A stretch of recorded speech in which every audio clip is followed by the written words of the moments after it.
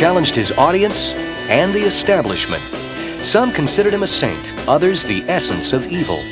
Rock and roll never forgets Jim Morrison.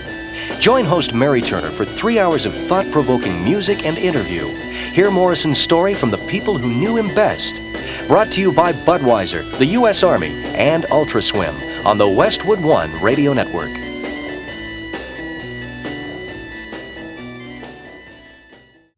And now, Rock and Roll Never Forgets. Brought to you by Budweiser, the king of beers. For all you do, this Bud's for you. By the U.S. Army, a great place to be all you can be. And by UltraSwim, gets chlorine out, puts beauty back in. Mary Turner will have the story of Jim Morrison after this. Rock and Roll Never Forgets Jim Morrison. Is everybody in? Is everybody in? Is everybody in? The ceremony is about to begin. Wake up! You can't remember where it was! Has this dream stopped? 1943 was the year Jean-Paul Sartre published Being and Nothingness. The year Albert Hofmann discovered the mind-altering effects of LSD. It was the year Hepcats wore zoot suits and people switched from the Lindy Hop to the jitterbug. And 1943 was the year Jim Morrison was born.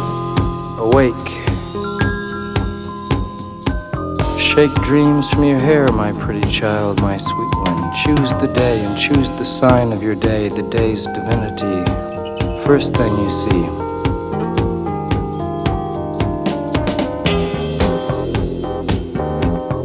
Vast, radiant beach and a cool, jeweled moon. Couples naked race down by its quiet side. And we laugh like soft, mad children, smug in the woolly cotton brains of infancy. The music and voices are all around us.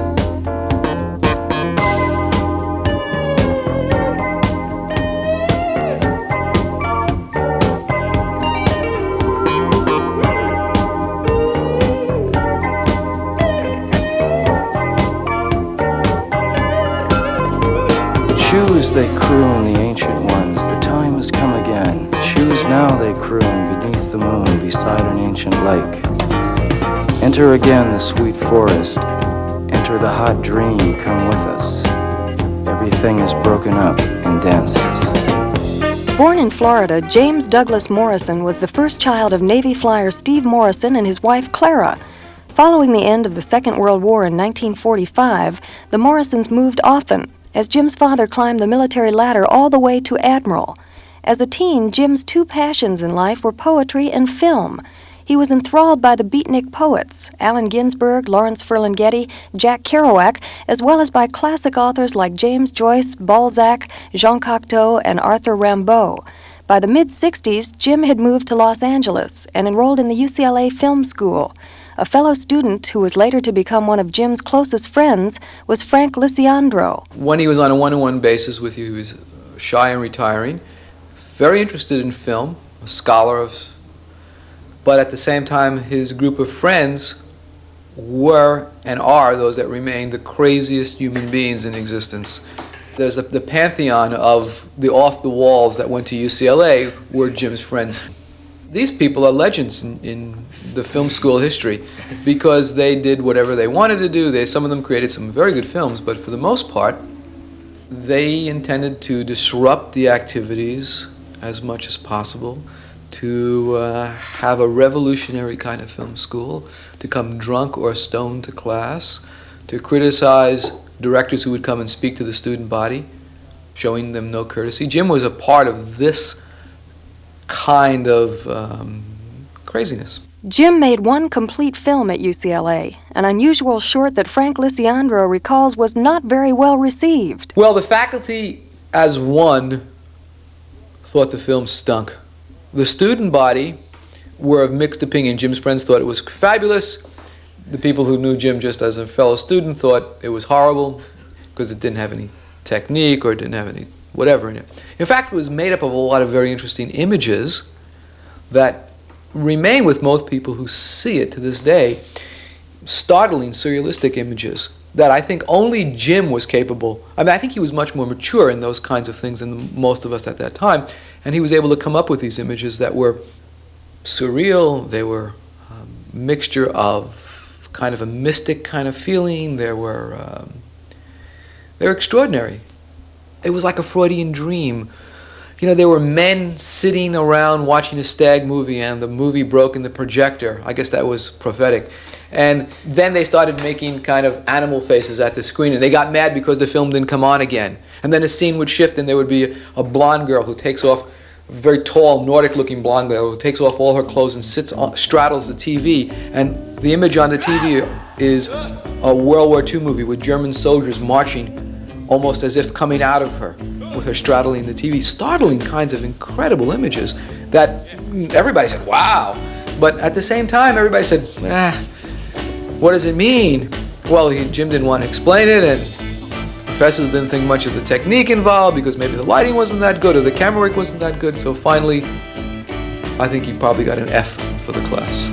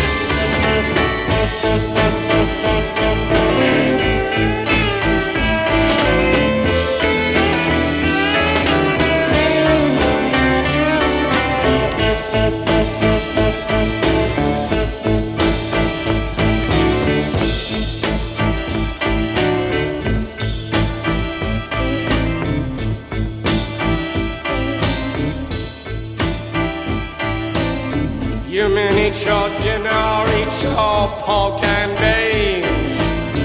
I eat more chicken than any man ever seen. Yeah, yeah. I'm a butt man. Don't you know, but the little girl understands.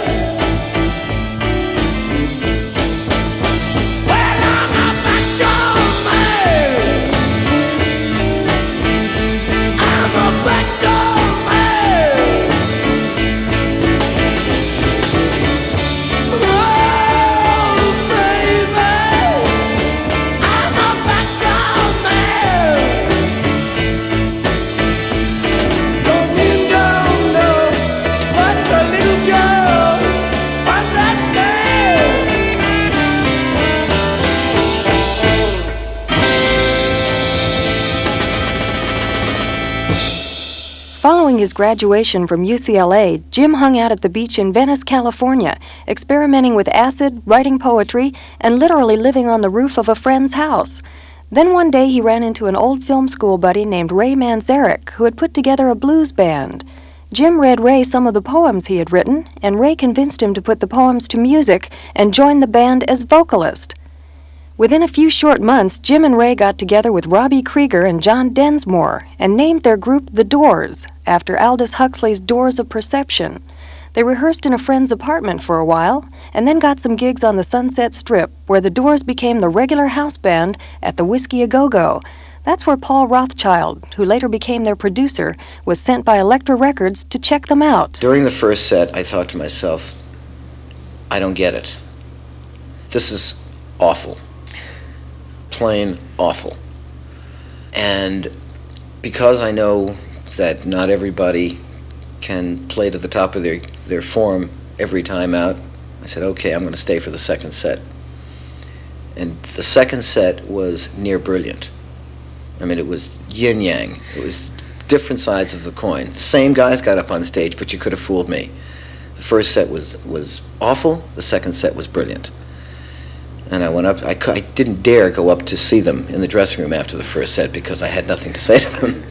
And after the second set, I had religion. I mean, they were remarkable. They were raw, crude as musicians, uncontrolled, but it was all there. The songs were there, the arrangement concepts were there, and Jim Morrison's voice by the second set had warmed, and it was an amazing sound. He was a rock and roll Bing Crosby. He was the first crooner of the new era. Before you slip into unconsciousness, I'd like to have another kiss. Another flashing chance at bliss. Another kiss, another kiss.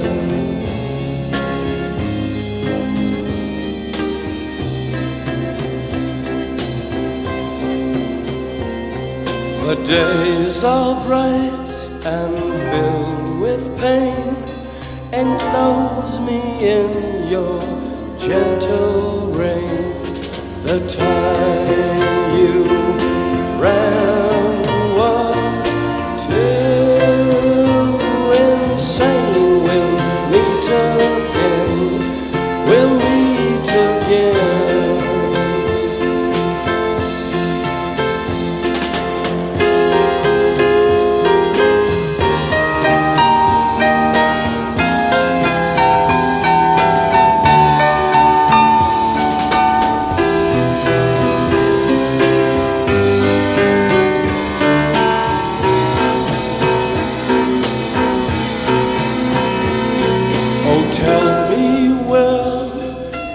Freedom lies, the streets are fields that never die. Deliver me from reasons why you'd rather cry. I'd rather fly. The crystal ship is being filled.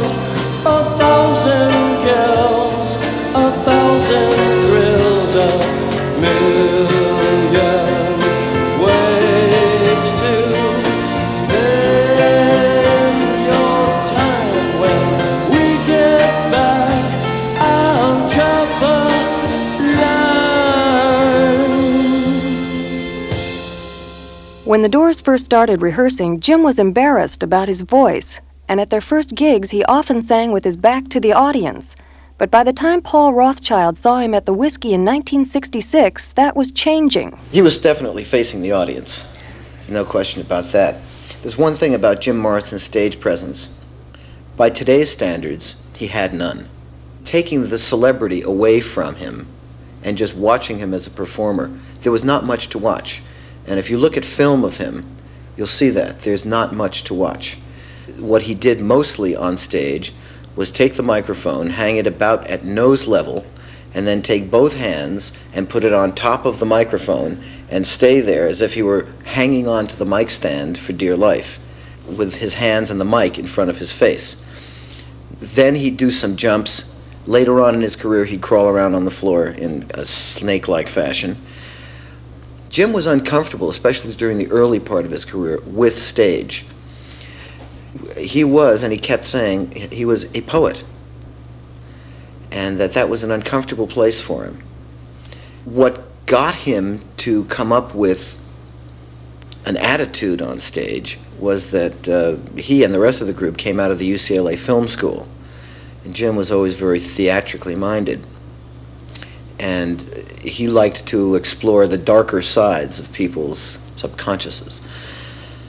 So his stage show began to evolve into him evoking darkness on stage and being the serpent, the lizard king. You know the day destroys the night, night divides the day. Try to run, try to hide, break on through to the other side, break on through to the other side, break on through to the other side, yeah. We chased our pleasures here, dug our treasures there, but can you still recall the time we cried? Break on through to the other side, break on through to the other side.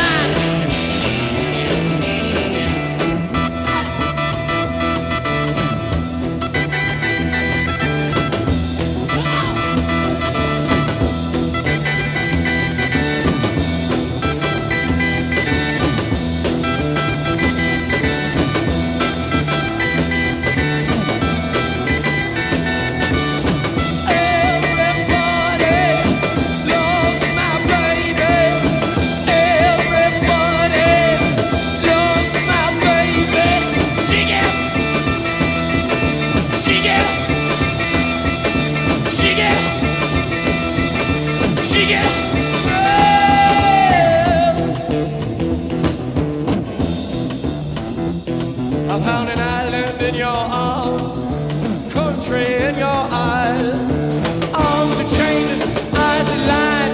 Break on through to the other side, break on through to the other side, break on through, oh yeah!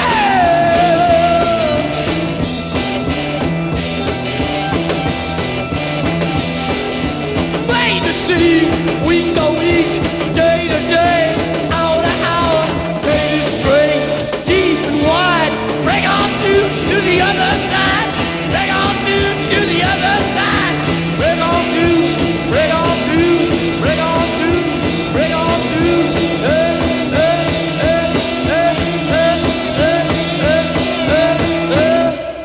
One of the most important aspects of Jim Morrison's life and art was his effort to shake and shock his audiences, to get them to break on through, to free their bodies and their minds.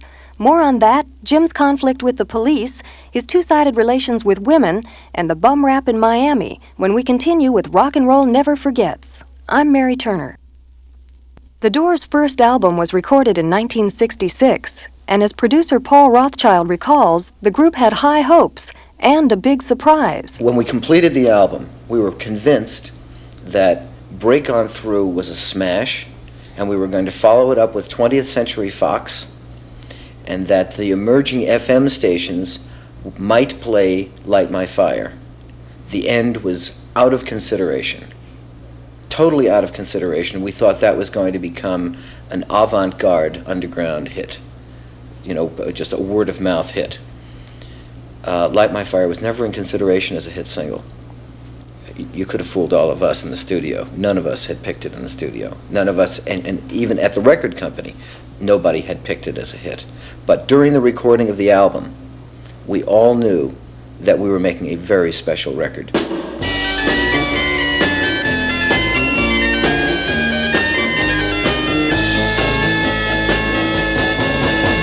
You know that it would be untrue. You know that I would be a liar if I was to say to you, girl, we couldn't get much higher. Come on, baby, light my fire. Come on, baby, light my fire.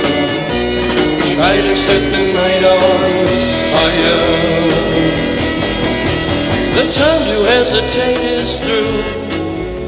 No time to wallow in the mire. Try now, we can only lose, and our love become a funeral pyre. Come on, baby, light my fire. Come on, baby, light my fire. Try to set the night on fire.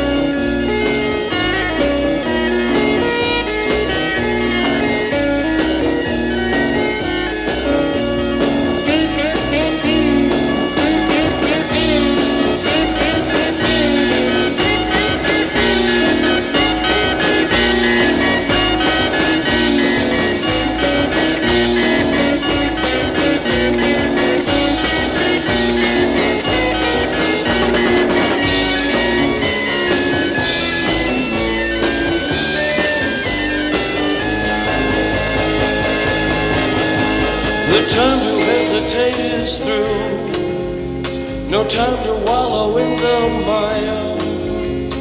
Try now, we can only lose, and our love become a funeral pyre. Come on, baby, light my fire. Come on, baby, light my fire. Try to set the night on fire. Yeah. You know that it will be untrue. You know that I would be a liar if I was to say to you, girl, we couldn't get much higher. Come on, baby, light my fire. Come on, baby, light my fire. Try to set the night on fire. Try to set the night on fire. Try to set the night on fire. Try to set the night on fire.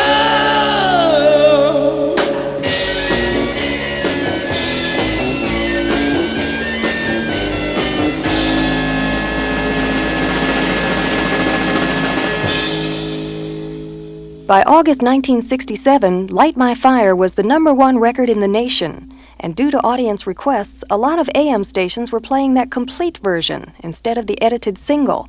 Doors concerts were also getting bigger as the group started to tour. That meant going to a lot of places that weren't quite ready for them, and drummer John Densmore remembers their appearance sometimes raised eyebrows. We were one of the early long hairs out into the middle of the country representing drugs and liberal ideas, and you know, it was scary. New York and San Francisco and LA were hip and into what we were into, but sure, I remember being in little diners in Ohio and getting called fags or whatever for long hair, whereas now you have short hair if you're it's confusing. But it wasn't only long hair that shocked Middle America. The proverbial man on the street just wasn't ready for Jim Morrison. He was devastating I mean, he would wear his leather pants 24 hours a day, you know. So, I mean, we'd go in to breakfast and he'd look like some swamp lizard. I mean, they couldn't, I mean, jaws would drop like, you know. Which is what made him great and also made it hard for him to function because he was out on the border there, you know, living it. People are strange when you're a stranger. Faces look ugly when you're alone.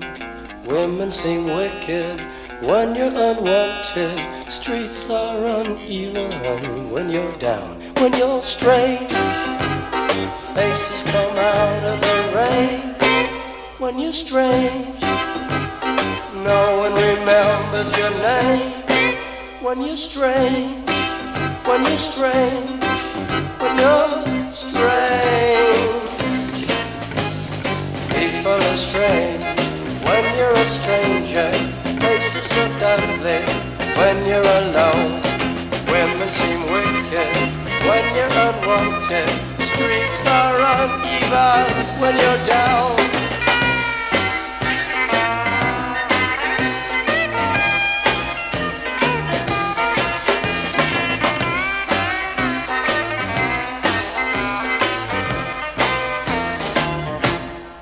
When you're strange, faces come out of the rain.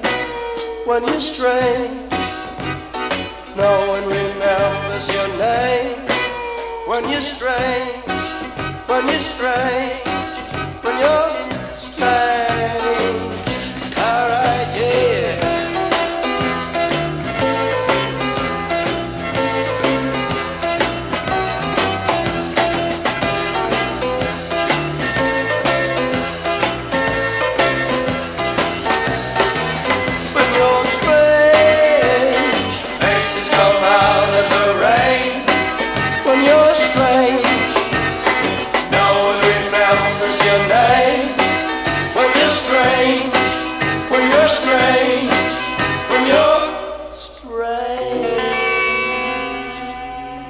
Fame came quickly to Jim Morrison and the Doors, and along with fame, as Paul Rothchild recalls, came women. He was always showing up with different women, and the majority of women that he showed up with were freaks. I mean, weirdos.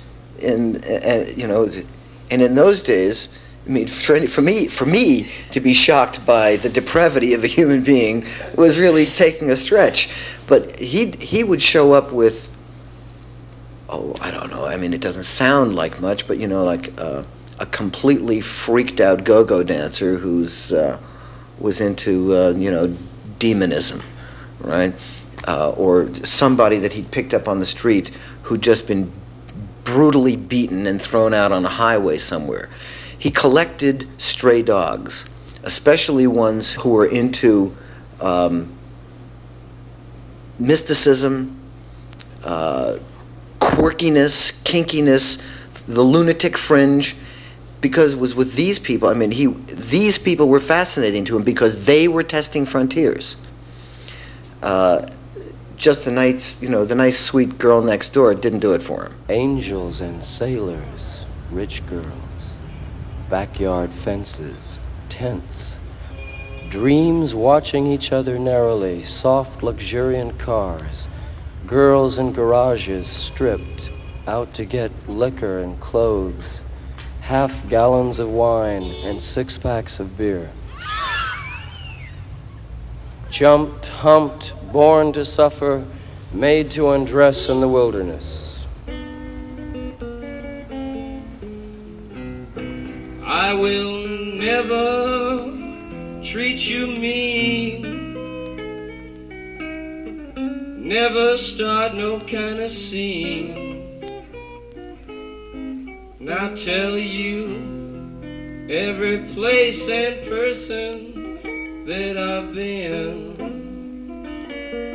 Always a playground instructor, never a killer. Always a bridesmaid, on the verge of fame or over, he maneuvered 2 girls into his hotel room. One a friend, the other, the young one, a newer stranger, vaguely Mexican or Puerto Rican. Poor boy's thighs and buttocks scarred by a father's belt. She's trying to rise. Story of her boyfriend, of teenage stone death games. Handsome lad, dead in a car. Confusion. No connections. Come here.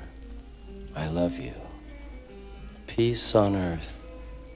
Will you die for me? Eat me. This way. The end. I'll always be true. Never go out sneaking out on you, babe. You'll only show me far out and again. I'm surprised you could get it up. He whips her lightly, sardonically with belt. Haven't I been through enough, she asks, now dressed and leaving. The Spanish girl begins to bleed. She says her period. It's Catholic heaven. I have an ancient Indian crucifix around my neck. My chest is hard and brown. Lying on stained, wretched sheets with a bleeding virgin. We could plan a murder or start a religion.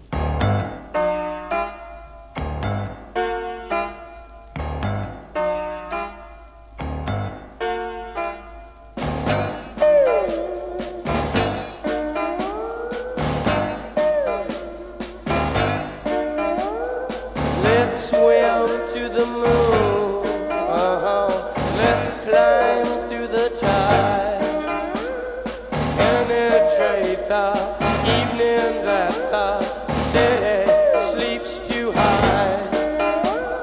Let's swim out tonight, love, it's our time to try.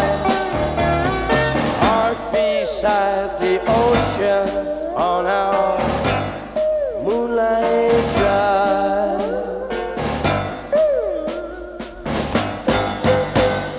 Let's swim to the moon, let's climb to the tide. Surrender to the waiting worlds that laugh against our side. Nothing left open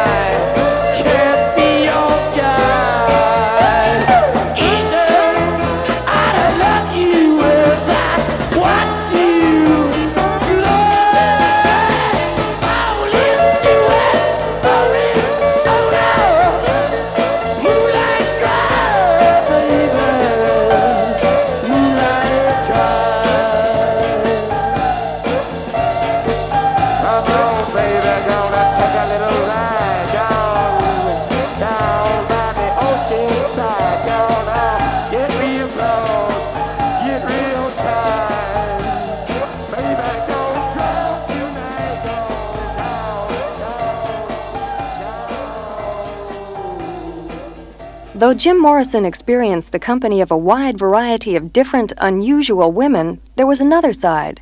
Jim had several close, non-sexual woman friends, and he had a continuing love relationship with a woman who he talked of marrying.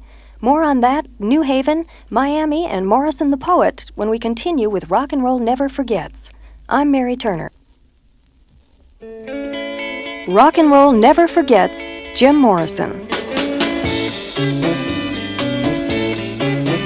Well, she's fashionably lean, and she's fashionably late.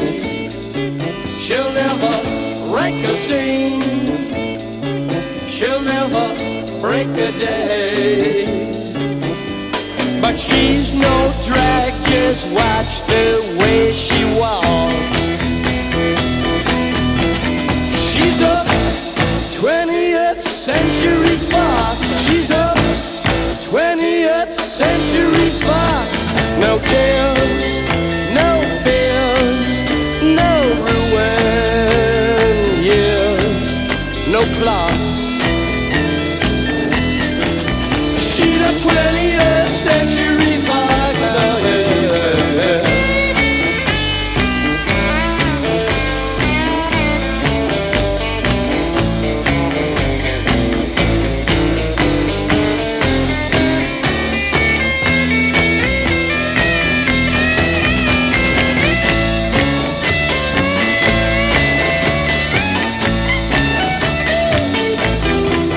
She's the queen of cool, and she's the lady who waits.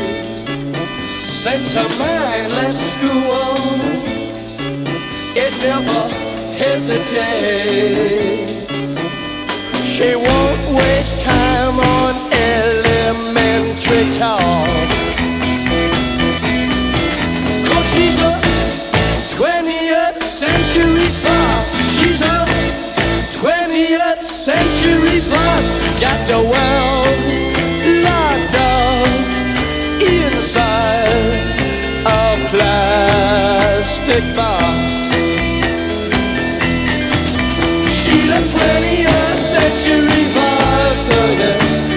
20th century fox, oh yeah. 20th century fox, oh. She's a 20th century fox.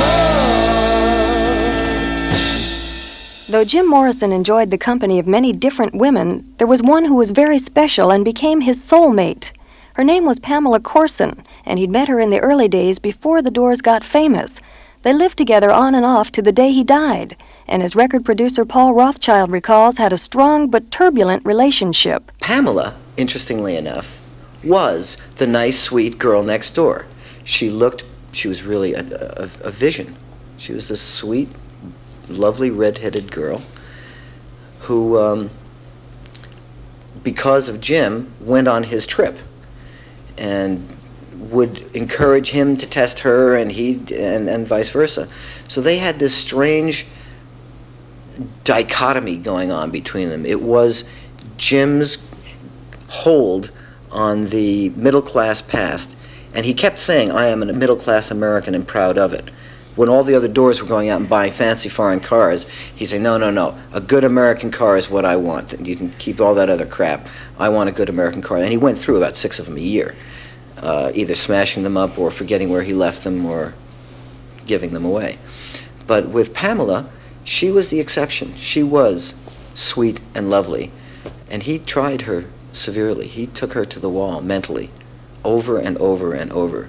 Incidents like that, she came over crying to me at one point, where he kept giving her a pair of scissors. They were both smashed. Right? Kept giving these scissors to her, saying, stab me, do it, I want you to do it." And it was those kind of tests where there was no way she could fudge her way through. It was a do or be damned situation.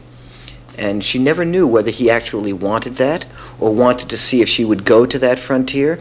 And it drove her to a very strange place. At the same time as Jim's friend Bill Siddons, the Doors manager, recalls, Pamela challenged Jim. Challenge is a perfect word for Pamela, but it wasn't really necessarily intellectual. It was just that she was one who'd say, Forget it. Goodbye. And she'd leave and disappear and not communicate with him for a month. And he'd go nuts. Because he knew that he loved her and she loved him. And they were the classic fighting couple. You know, they couldn't stand to be together for more than a couple of months. Harmony was not part of their relationship. It was always a struggle. And she was a player. She played that with him, and she was able to stand up to him. And I think that's why the relationship really lasted. The bad side of Jim's personality is that when he beat someone, you know, when he'd push and they'd react wrong, he'd very often just keep pushing.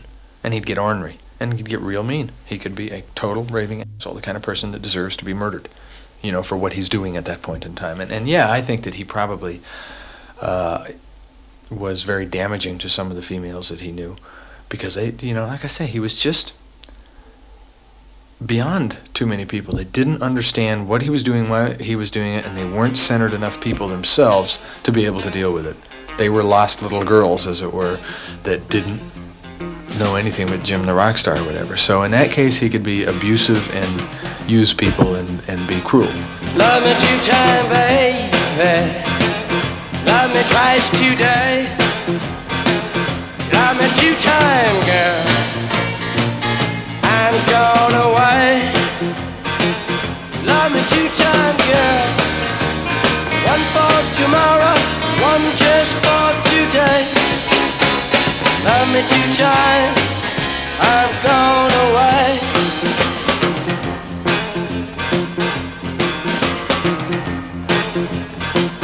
Love me 1 time, could not speak. Love me 1 time, yeah, my knees got weak.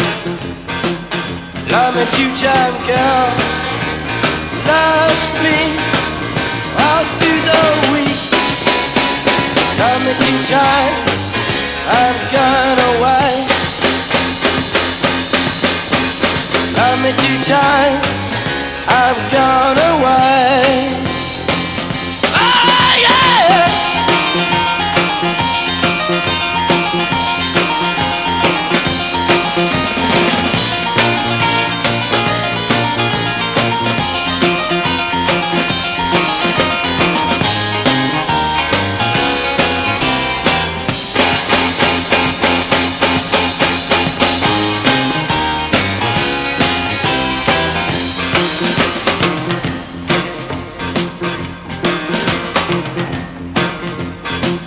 Love me 1 time, could not speak. Love me 1 time, baby. Yeah, my knees got weak. Love me 2 times, girl. Love me all through the week. Love me 2 times, I'm gone away. Love me 2 times, baby. Love me twice today. Love me 2 times, babe. 'Cause I'm going away. Love me 2 times, girl. 1 for tomorrow, 1 just for today. Love me 2 times, I'm going away. Love me 2 times, I'm going away. Love me 2 times, I'm gone away. Jim's great talent was to do something that made you have to respond as who you really were. He made you drop your guard. He provoked you. I mean, he was a provocateur, as they say. You forgave him for being insane. It was just, you know, you said either there were people who couldn't tolerate him and said no, goodbye, and never talked to him again. But you knew that there was more there. You always knew that he wasn't telling you the whole story, showing all of his cards, and you always wanted to go back and find out what it was that motivated this man. So you put up with it. When the still sea conspires in armor, and her sullen and aborted currents breed tiny monsters, true sailing everything is dead.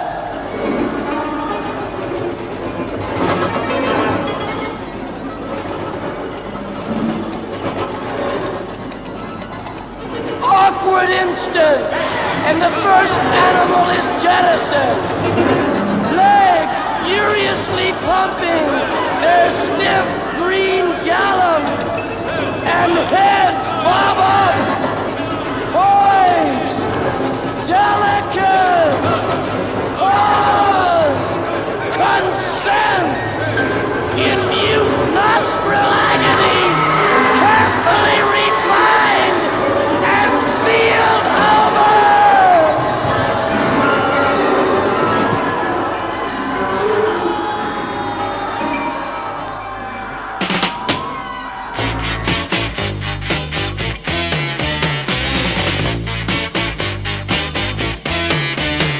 Hello, I love you, won't you tell me your name? Hello, I love you, let me jump in your game. Hello, I love you, won't you tell me your name? Hello, I love you, let me jump in your game. She's walking down the street, blind to every eye she meets.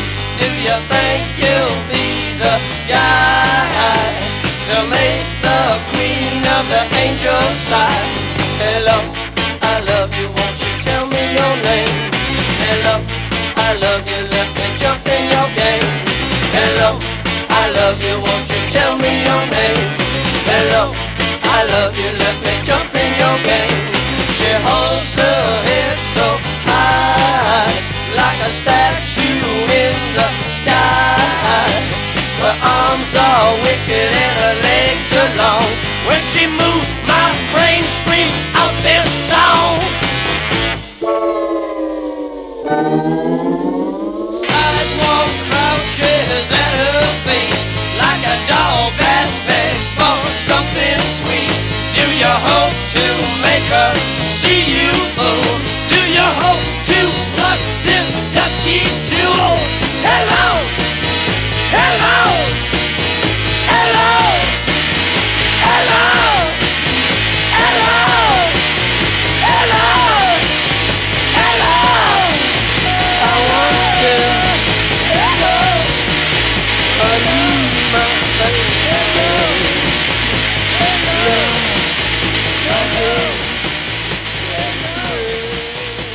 The Doors, and a track that was the #1 song in America in the summer of 1968. By that time, the group was known not just for its great music, but also for Jim Morrison's provoking and unusual performances on stage. As manager Bill Siddons remembers, many Doors concerts were, on some levels, mystical experiences. There were times when, when the crowd's getting crazy and that crowd psychology begins to happen and everybody is focusing all their energy into one place, that does it. It makes your adrenaline go nuts and you forget that you're wearing a sports coat and you got to be cool and you just go gaga. Ah! And people, that was the great power and danger of a Doors concert, is that, man, that energy just locked into that, 4 square feet on stage. As time went on, the power and danger of Doors concerts got more intense. Police, politicians, Mace in New Haven, and scandal in Miami, when we continue with Rock and Roll Never Forgets. I'm Mary Turner. No one who ever saw Jim Morrison on stage could easily forget the experience. He did a lot more than sing songs. Jim tried to totally involve the audience. A lot of people didn't understand what it was all about, but Jim's close friend Frank Lisiandro, who later wrote a book about Jim called An Hour for Magic, says it was part of Jim's effort to awaken himself and the world. Jim was interested in total freedom, the freedom not to be crazy without purpose, but to be crazy or to be extreme with a goal in mind. He was against the conventions that would bind him to a way of life that wouldn't allow him to explore. He was a scientist of the psyche. He was a researcher looking for new realms. He was an explorer of the unconsciousness that he found so interesting. He was a trailblazer, really, leading all of us really to look for new avenues of experience, new ways in which we could be awestruck by the multiplicity of the wonders of creation. Lions in the street and roaming, dogs in heat, rabid, foaming, a beast caged in the heart of the city. The body of his mother rotting in the summer ground, he fled the town, went down south and crossed the border, left the chaos and disorder back there over his shoulder. One morning he awoke in a green hotel with a strange creature groaning beside him. Sweat oozed from its shiny skin. Is everybody in?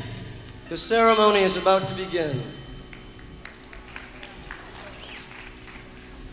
Wake up! You can't remember where it was. Had this dream stopped? The snake was pale gold, glazed and shrunken. We were afraid to touch it. The sheets were hot, dead prison. And she was beside me, old, she's no, young. Her dark red hair, the white soft skin. Some people called what Jim did on stage rock theater, but Doors manager Bill Siddons says that's a bit misleading. The thing that's wrong with the term theater is it implies order and structure. And I think that Jim basically sought the opposite. It was theater in that it changed you. You know, you had, I remember distinctly the first concert being a cathartic experience for me. I had, I went to go see guys sing songs, and I saw this guy live out his deepest agonies in front of me on stage. It changed me. It made me feel. And, that part of it was theater in the effect it had in the audience, but it wasn't theater in any sense of the structure. He didn't go, he never got it down to having, as Dirk called it, the classic sweat pose. There was no act. The only thing he ever did more than once that had me questioning as to whether he really intended to do that was falling off the stage, which he did maybe a half a dozen times, But, he played very little to that side of theatrics. His idea of theatrics was to scare you to death, to make you wonder who you are. Once I had a little game. I like to crawl back in my brain. I think you know the game I mean the game called Go Insane. Now you should try this little game. Just close your eyes, forget your name, forget the world, forget the people, and we'll erect a different steeple. This little game is fun to do. Just close your eyes, no way to lose. And I'm right here, I'm going to release control. We're breaking through. Well, that's what he did. That's what his profession was confronting his audience with who they were, through himself. He was like a catalyst, a vehicle for people to look at themselves.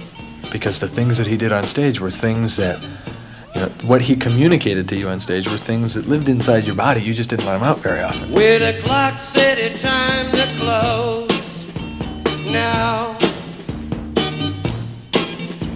I guess we better go now. But I'd really like to stay here all night. The cars drove past all stuffed with eyes. Street lights shed their hollow glow. Your brain seemed bruised with numb surprise. Still one place to go. Still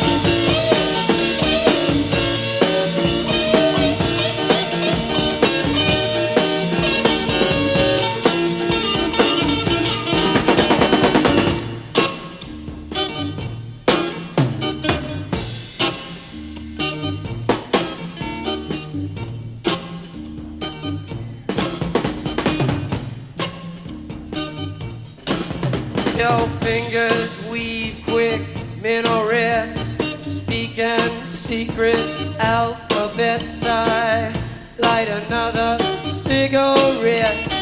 Learn to forget. Learn to forget. Learn to forget. Learn to forget. Leave all night in your soul kitchen. Oh, my mind be your jester. Tell me how I wonder, babe. Stumbling the neon. Oh, yeah.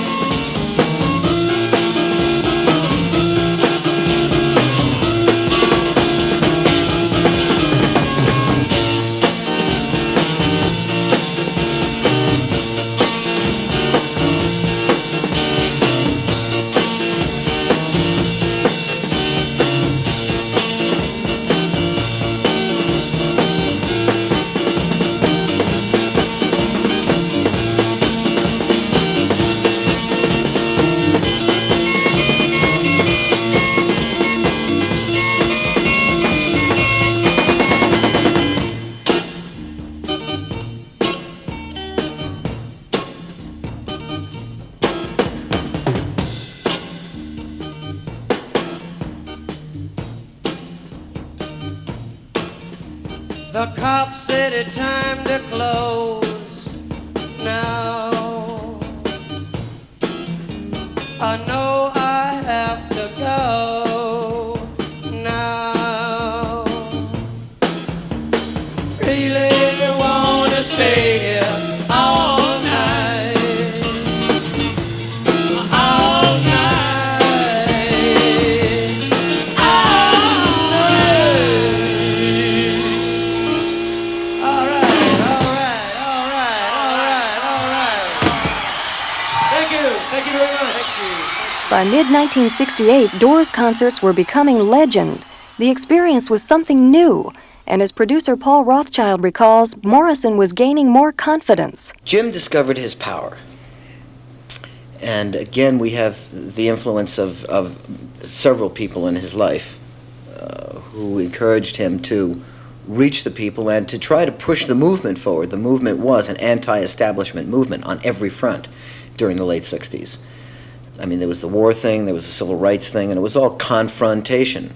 And that word appears in Jim's lyrics. You know, revolution, persecution, confrontation. And he would encourage the audiences to revolt. He'd get up and he'd say, I want to see some revolution, and stuff like that. And he liked it. He liked that feeling of being a political power on stage, that he could motivate large groups of people. And if he could motivate them to go to the same frontiers that he was trying to reach, and that was his main motivation, what is my edge? On every front, intellectually, alcohol, LSD. He was never into the hard drugs. He was never into heroin or cocaine, and he even didn't like marijuana. But anything which took him to his own psychological edge, or driving an automobile, taking him to the edge of death. I mean, that was his motivation. Where are my corners? Where are my edges? And then he found out he could encourage his audiences to experiment with their frontiers. Yes, okay, kiddies, you're all angry. Let's see how angry you really are. And that was why he started getting in trouble with the police in various cities, because his presentation on stage was anti-establishment. Dead cats, dead rats, did you see what they were at? All right. Dead cat in a tough hat. Woo! Sucking on a young man's blood, wishing he could come, yeah. Sucking on the soldier's brain, wishing it would be the same. Jim Morrison was confronting and challenging the establishment, and it was probably inevitable that sooner or later he'd get busted for something. That finally happened at a gig in New Haven, Connecticut, where Jim was arrested on stage for obscenity. Bill Siddons remembers how the whole thing got started before the show when a police officer mistakenly sprayed Jim with mace. He was in the dressing room with a woman, and a policeman came in and said, "You're not allowed to be in here." And Jim said, "Excuse me, this is my show. I'm allowed to be anywhere I want to in this building." Jim always had a way of dealing with cops. So the cop basically said, "You're getting out of the dressing room or else." And Jim said, "Yeah, what are you going to do?" And he maced him. So Jim was blinded, was literally disabled for half an hour, 40 minutes. I went backstage, and there's Jim in the dressing room with his eyes looking like 2 tomatoes. They were just giant red. I'd never seen anybody look like that. And, I'm talking about the eyelids, whatever this part is, the whole eye socket was bright red. And he was in a jocular humor. He was just, I can't believe this happened. And so I negotiated a settlement with the lieutenant and got Jim to apologize to the lieutenant for provoking him, and the lieutenant to apologize to Jim for overreacting. To me, that was the end of the incident. But what happened was the police had decided that this was a dangerous situation, so they decided to line up in front of the stage and link their arms together to protect the stage, which was 8 feet tall anyway. So Jim, half an hour into the concert or I don't remember, but there was enough of the concert had gone on, and Jim starts to tell this story in his best storytelling personality. If I think about it, I could probably imitate him, but I won't. He was just funny. And he describes in his mock Southern accent this confrontation with the cop in the dressing room. Hey, it was just me and my little lady. We weren't doing nothing. We had our clothes on. There was no reason for us to be kicked out. But this officer of the law knew that he had to enforce the law.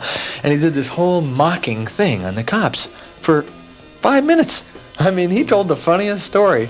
I really wished I had a tape of that concert because it was hysterical. I was laughing. I thought it was really entertaining. And apparently the police lost their sense of humor about it. And Jim actually said something like "shit" and in the monologue that he was doing. So all of a sudden, out of nowhere, actually out of the center of the back of the stage, comes Lieutenant Kelly or whatever his name was, and 2 other cops. Now at this point, I'm almost falling off the stage. I can't believe that these guys have the nerve to walk out during a performance. It's like, if there's any way to provoke an audience. Well, they came out and they grabbed Jim. So all of a sudden, Jim is struggling to get away. There's at least 3 and maybe 4 or 5 policemen trying to grab him and trying to arrest him on the spot. So I jump up on a cop's back and I'm trying to pull the cop off of him. And this whole struggle goes down, and they drag Jim off stage and me. And they arrested him in the middle of the concert. Well, it's chaos. The crowd is going nuts. And I am hearing obscenities out of 13-year-old, nice Eastern schoolgirls that I've never thought of before. The kids went nuts. They at the same, it was the same reaction I had. I was just totally offended. Who do these guys think they are? Well, they thought they had the right to arrest Jim for saying a bad word on stage or something. Anyway, so that's what happened. They arrested him, and all of a sudden, Jim was gone, the photographer was gone, they arrested 3 or 4 other people and drug them off to jail. That bust made the pages of Life magazine in 1968 and helped build the Morrison legend. But after that, audiences expected the unexpected. Increasingly, they came to Doors concerts for what Jim considered the wrong reasons. More on that, Morrison's reaction to money, and his struggle with alcohol when we continue with Rock and Roll Never Forgets. I'm Mary Turner.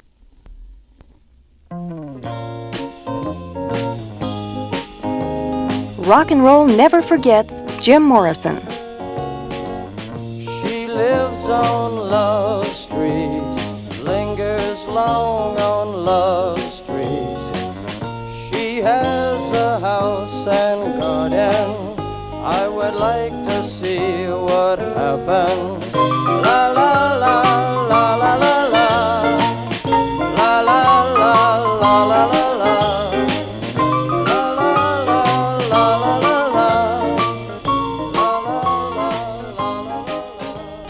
Jim Morrison was one thing to the millions of Doors fans, but quite another to his friends. Frank Lisiandro, who knew Jim from the UCLA days, hung out a lot with him at the height of the Doors' career.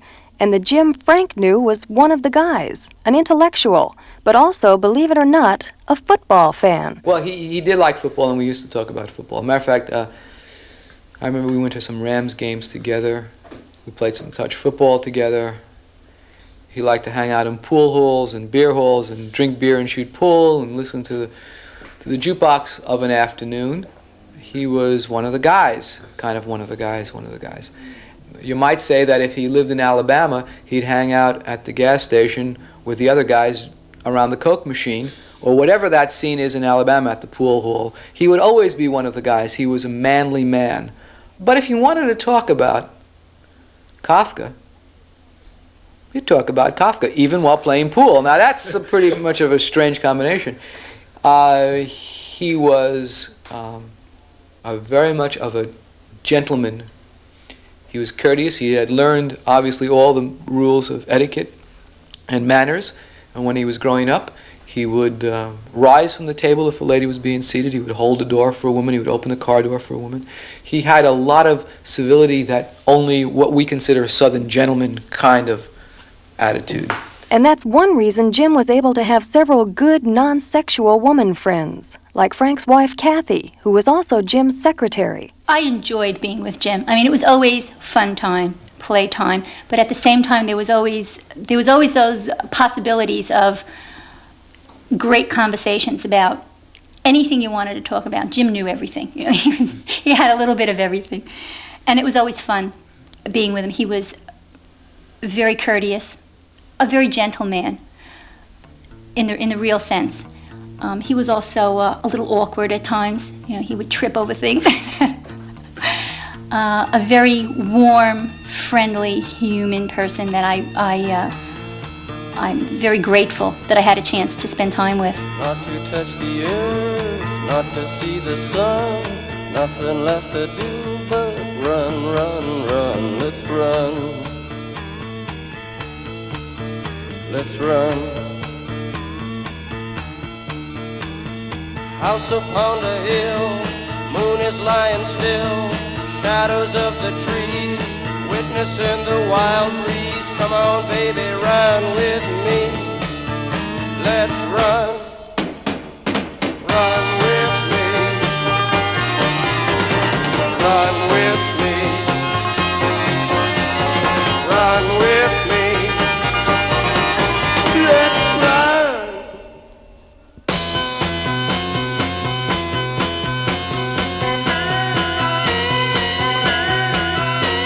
The mansion is warm at the top of the hill.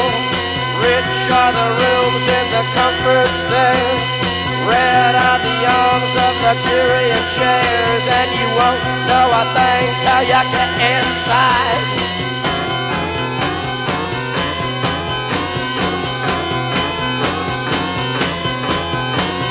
President's corpse in the driver's car. The engine runs on glue and tar. Come on along, let's go and bury on to the east to meet the Tsar.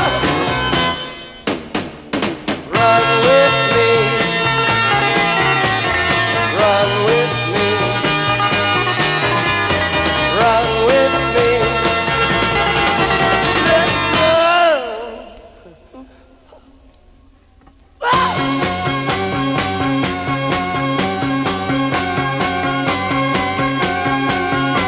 Some outlaws live by the side of a lake.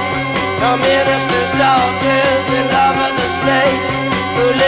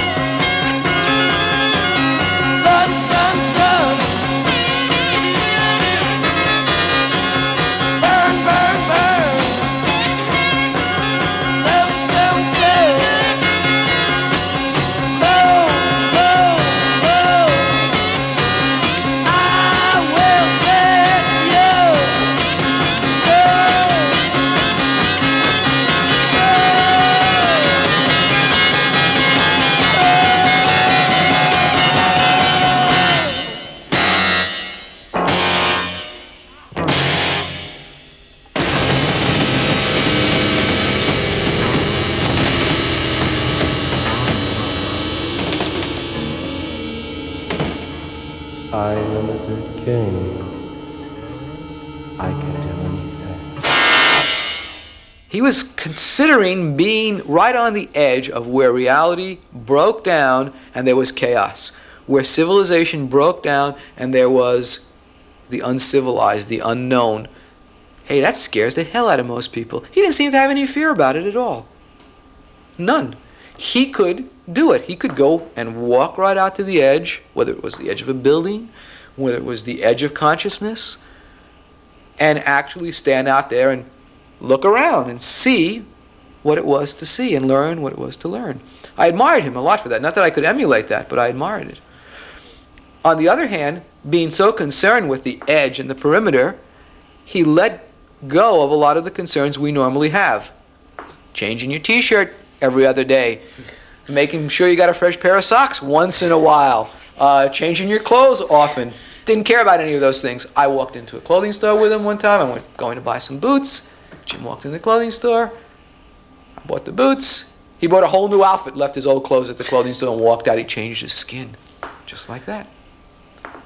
He didn't have time to think about dressing up in style and all of that. He wore those leather clothes, by the way, because they were durable, because he could wear them for a long period of time without them getting too smelly and too obnoxious. They always looked okay because they were leather, and they didn't have to be dry cleaned, etc. And then when he was done with them, he gave them to somebody and said, "Here, will you like these?" And got himself something else to wear. Didn't have a wardrobe, didn't have a change of shoes, didn't have a change of shirts. He was a rich man. Didn't own anything. He didn't have a possession. Material possessions meant absolutely nothing. When you saw Jim, you saw Jim. I mean, that was it. There was no, background. There was no house out there in the hills of Hollywood. That was it. Jim Morrison was what you see is what you get. That was he it, owned folks. one car for a short period of time, which he really loved. It was a Shelby Cobra, it was a Ford Mustang made by Shelby. That's what it was. He never really had a place to live. Often stayed in inexpensive motels, as you probably know. Some of them right near the door's office. Many mornings we would walk in, Kathy and I being the first to walk into the office, and there would be Jim curled up on the couch. That's where he spent the night. This was a rich man. This was a man who had no conception or no need for what money could give him. What he was concerned about was living for that moment. And if he happened to fall asleep on the couch in the door's office, that was fine. He could be comfortable. And he'd wash up in the morning and say, "Let's go out and get some breakfast somewhere," and we'd start the day fresh, as if the previous day didn't exist. So he didn't have to care whether the car was greased and oiled or whether the swimming pool was being cleaned that day or any of those things. He didn't care about them because there was none of that background. He wasn't burdened by possessions. He didn't have anything to be burdened by. He was ready to break on through. I mean, most of us aren't ready because we've got too much behind us or on top of us or carrying. He was ready. He could go right through any moment because all he had was what he was wearing, as Kathy says. And that wasn't much. 5 to 1, baby, 1 in 5. No one here gets out alive now. You get yours, baby, I'll get mine. Gonna make it, baby, if we try.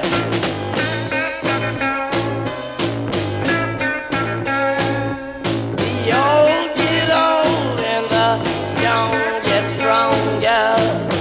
May take a week and it may take longer. They got the guns, but we got the numbers. Gonna win, yeah, we're taking over. Come on!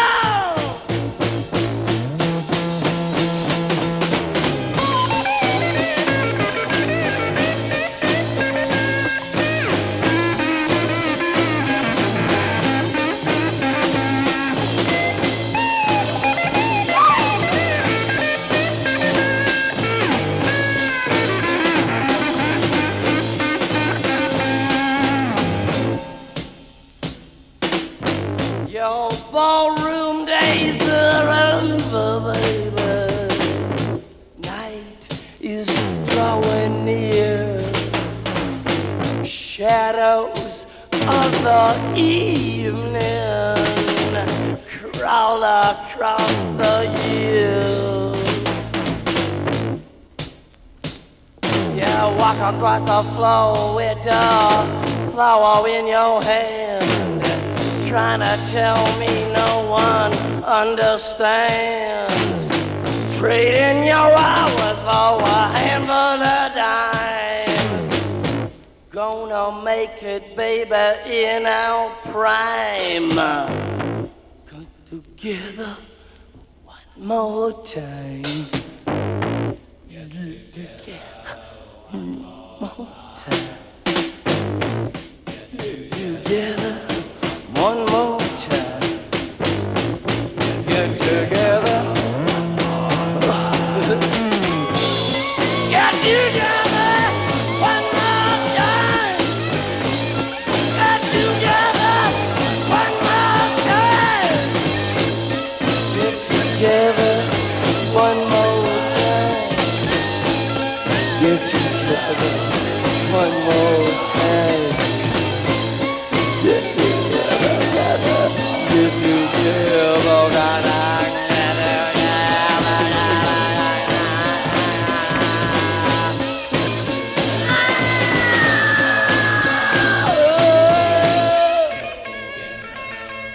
Come on, honey. Go along home and wait for me, baby. I'll be there in just a little while. You see, I gotta go out in this car with these people.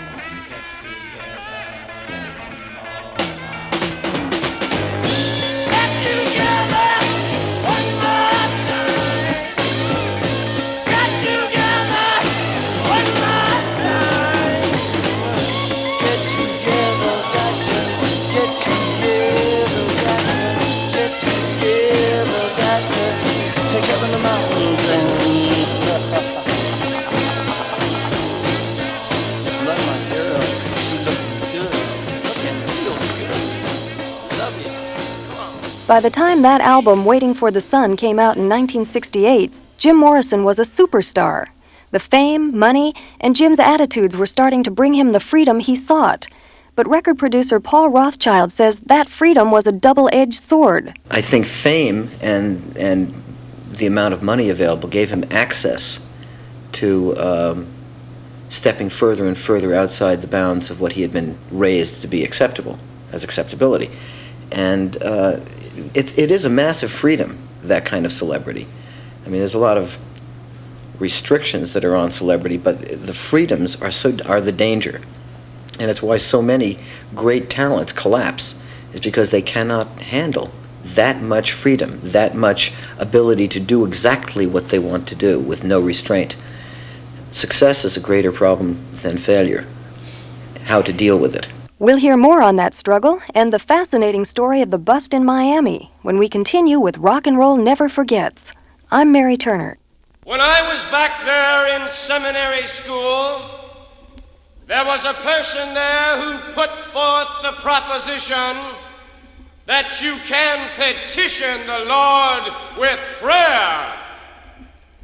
Petition the Lord with prayer. Petition the Lord with prayer. You cannot petition the Lord with prayer.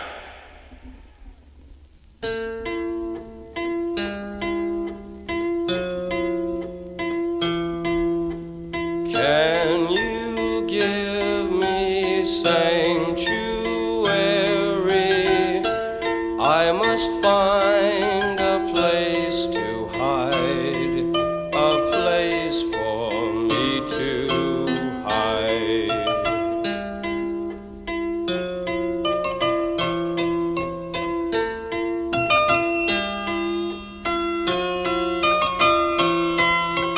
Can you find me soft asylum? I can't make it anymore. The man is at the door. Jim Morrison had been a social drinker for years, but by 1969 he'd become an alcoholic. Was it fame, the pressures of rock and roll that did it?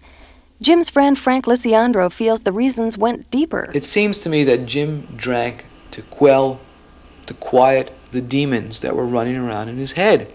He didn't drink in the morning because he wrote in the morning. And he didn't write when he was drunk. He wrote when he was sober. He drank when he was done writing, like Hemingway did. He drank to quiet all those voices up there, all wanting release on paper, or all wanting release in song, or all wanting release. The demons that drive a creative person. He seemed to be possessed by a multiplicity of phenomena, characters, whatever, voices, that he was trying his best to release, and the way to release them was to put them on paper. But once one would get released, another would take its place. So there was never any end to them. I think that was what he found out. Drinking, alcohol, not drugs, but alcohol, released the tension created by this constant pressure, this constant shouting in his head. Whatever alcohol did for Jim, it created a whole series of other problems for the people who had to work with him, like the Doors record producer Paul Rothchild. He was, while sober, the most gentle, intelligent, erudite, charming, nice guy you want to take home to meet your folks that you ever met in your life. I mean, he was an intellectual peer. I loved his companionship. Then he'd get drunk. And something would happen. There was a schizoid switch that would snap in his head, and a real Jekyll and Hyde thing happened. Jim would go manic. He would turn from a shy, reserved, very intellectual person into a violent, crude, impossible maniac. And as far as how it affected his performing on stage and performing in the studio, it was impossible for the people around him. If he appeared drunk and crazed on stage, frequently the audiences loved it. But dealing with this unrestrained force, or unrestrainable force, was a real pain in the ass for the people around him. His management, the record company, me as a producer, the members of the band themselves. It was cause of great concern. The members of the band were caught in a bind. On the one hand, they loved Jim, but Morrison got less and less dependable and often seemed totally out of control. One of the most concerned was drummer John Densmore. As we got bigger, I personally felt a responsibility for the 10,000 people upstairs stomping their feet. Doors, doors, doors. And we're down here in the dressing room and Jim is under the table. He is so wrecked. So that's when I went through my mad period, and I was mad. And I guess now I can be more objective. And I was mad because, A, here's my friend starting to self-destruct. And B, all those people up there paid $5, $6 it was then, now it's 10. And I didn't want to disappoint them. And so I was sort of pissed off a lot. When the music's over,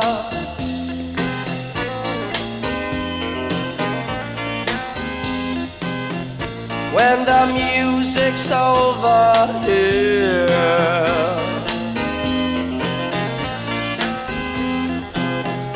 when the music's over, turn up the lights, turn up the lights, turn up the lights.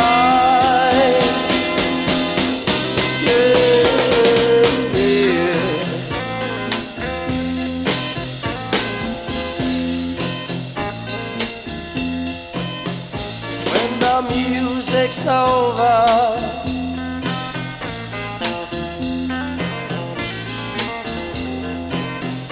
When the music's over.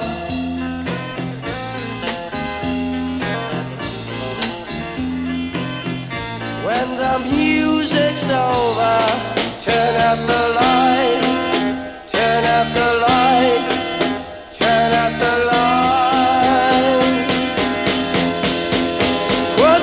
Music is your special friend. Dance on fire, it intends.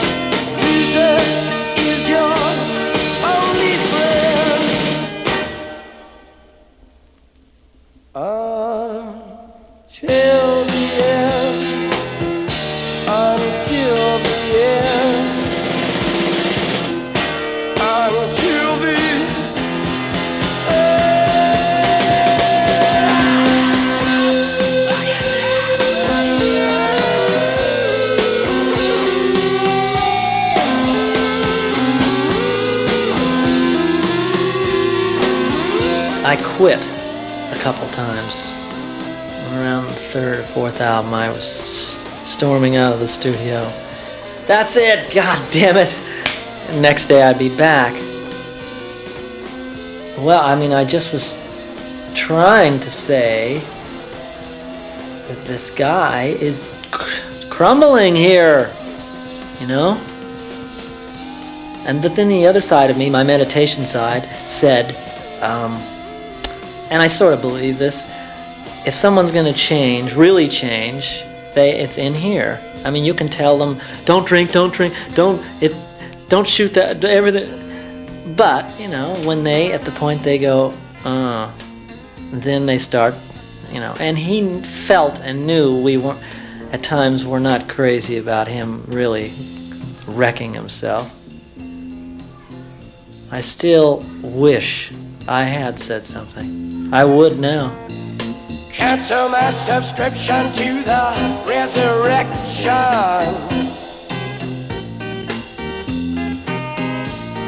Send my credentials to the house of detention. I got some friends inside.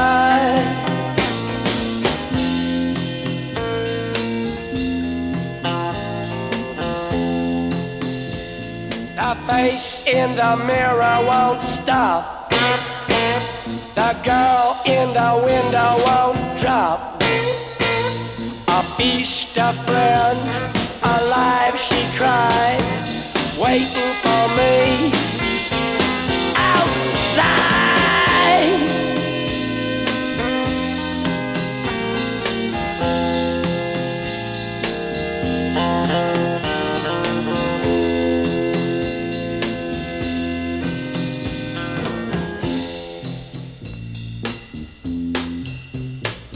Before I sing into the big sleep, I want to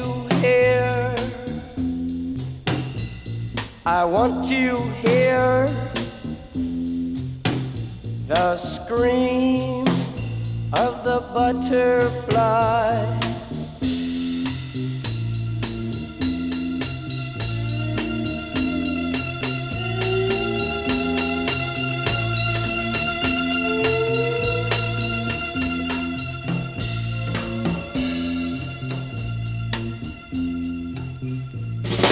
Come back, baby, back into my arms.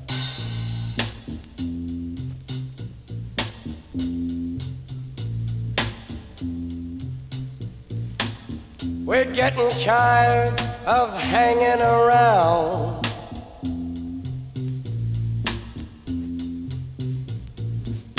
Waiting around with our heads to the ground. I hear a very gentle sound.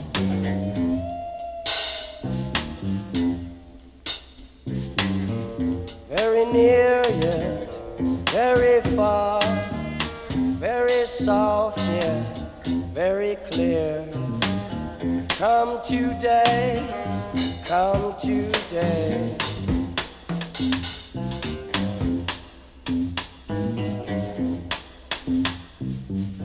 What have they done to the earth? What have they done to our fair sister? Ravaged and plundered and ripped her and bit her.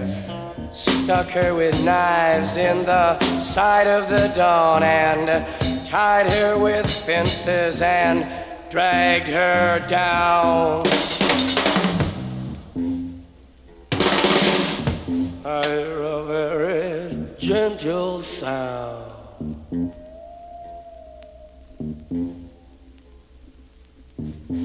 With your ear down to the ground. We want the world and we want it. We want the world and we want it.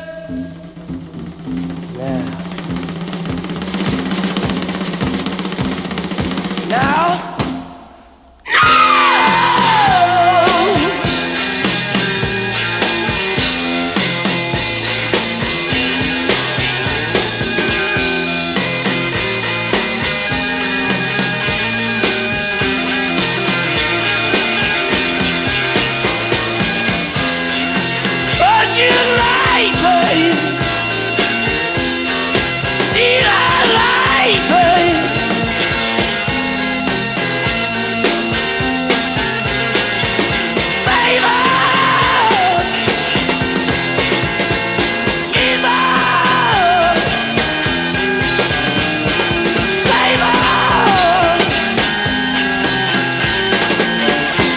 Nobody ever really verbally confronted him.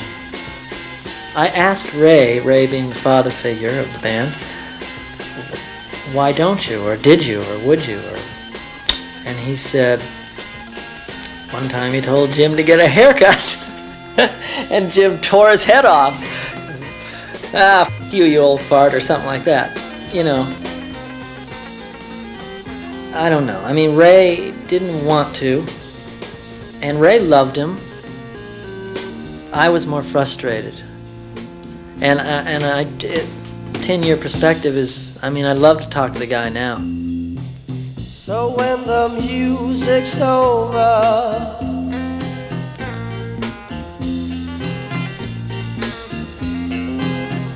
when the music's over, yeah.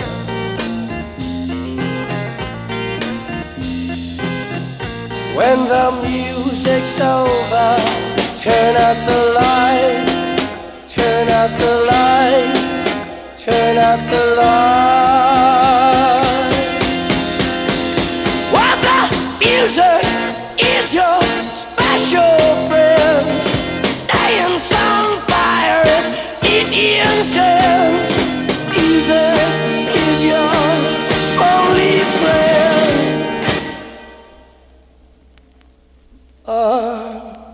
Till the end, until the end, until the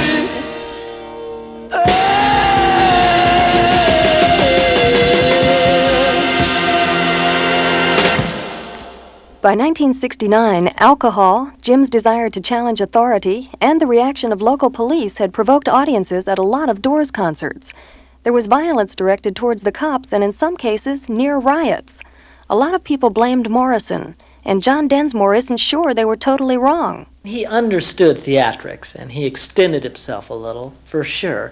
But he wasn't consciously trying to get them to break things up or anything. I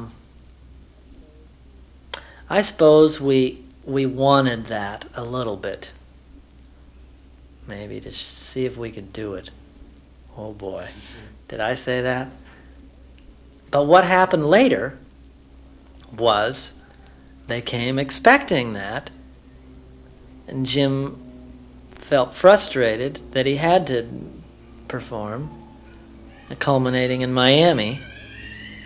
Okay, you want a show?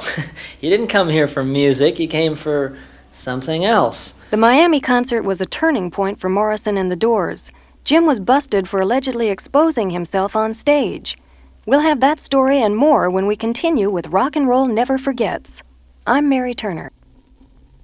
In the spring of 1969, the Doors went to Miami to launch what was supposed to be their first long, sustained tour. It didn't work out that way. Within days after the Miami concert, a warrant was issued for Jim Morrison's arrest for, among other things, obscenity and indecent exposure on stage.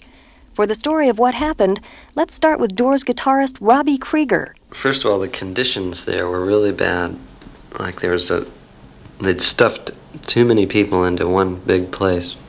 And it was real hot, you know how Miami is. No air conditioning, and it was just like, you know, it was total chaos in the first place. And they had this rickety old stage, you know. And to top that off, Jim had missed a couple of planes and was drunk, and he just barely made it in time, you know. And so we played, and it was pretty bad because he was so wasted that he couldn't, you know, he just would not sing the right songs at the right time. He'd stop a song in the middle of the song and, oh, let's not play that, you know. It was really bad. I mean, it was an embarrassing gig, you know. But we had done gigs like that before, and the reason for that is because when you have somebody like Morrison who's real unpredictable, he might do an incredible show 3/4 of the time, and another quarter of the time it'll be the worst, you know. But that's the chance that the audience had to take when dealing with the Doors, because you're dealing with reality when you're dealing with the Doors. You know, it's not like you go and see John Davidson and you know it's going to be the exact same show every time, you know, and the people who go will know exactly what's going to happen. So that was one of our poorer shows in the first place. But other than that, I don't think it was, and for that I think the people should have got their money back, which I wouldn't have objected to. But nothing illegal happened as far as I saw, I didn't see him whip it out or nothing like that. What Jim did do on stage that night was try to provoke the audience. According to Doors manager Bill Siddons, Jim was sick and tired of being a spectacle. He wanted people to listen to his words, his message. Jim did this event that now is common knowledge, but was relatively inspired by that week's, he'd gone to see the Living Theater at USC's Bovard Auditorium, I believe. I went with him one night, and they did 4 nights there, and they were an avant-garde theater troupe that did the same thing he did, basically, provoked the audience. They ran around almost naked. They did this one thing the night I went that really provoked me, where they ran around and they would run around and grab people in the audience. There's 20 of them milling throughout the crowd real fast, and they'd run up to you and they'd grab you by the arms and they'd say, "I am not allowed to smoke marijuana," and then "I am not allowed to take my clothes off," and they would, all the rules of society basically. And then they ran up on stage and did this group grope thing that was not really sexual, but it was like insanity theater to get you crazy and provoke you. And it did. And there was, a girl on the balcony who whipped her blouse off. And, it did that kind of thing to people. It made people react. And Jim was really moved by this. He watched it, and he knew that there was really something here. They almost didn't get to do the gig. SC was under a lot of pressure because, this was a real radical theater troupe that was well known amongst people who knew that kind of stuff. And essentially what he was doing in Miami was adapting some of what they did to what he was doing, because he wasn't happy going up there and doing Light My Fire and falling off the stage. That was no longer rewarding to him. So he was just drunk enough to provoke his audience. So, the whole question of exposure, of whether or not his penis was actually exposed to the general public, to me, was never a very important question in the first place. And in the second place, if it did happen, which I personally don't believe it did, but if it did happen, it happened for such a short period of time that no one could prove it. And there were hundreds of cameras there, There were over 200 photographs introduced as evidence in the trial, and there was not one photograph of Jim's penis. I took a trip down to America. You trade some beats for a pint of gold.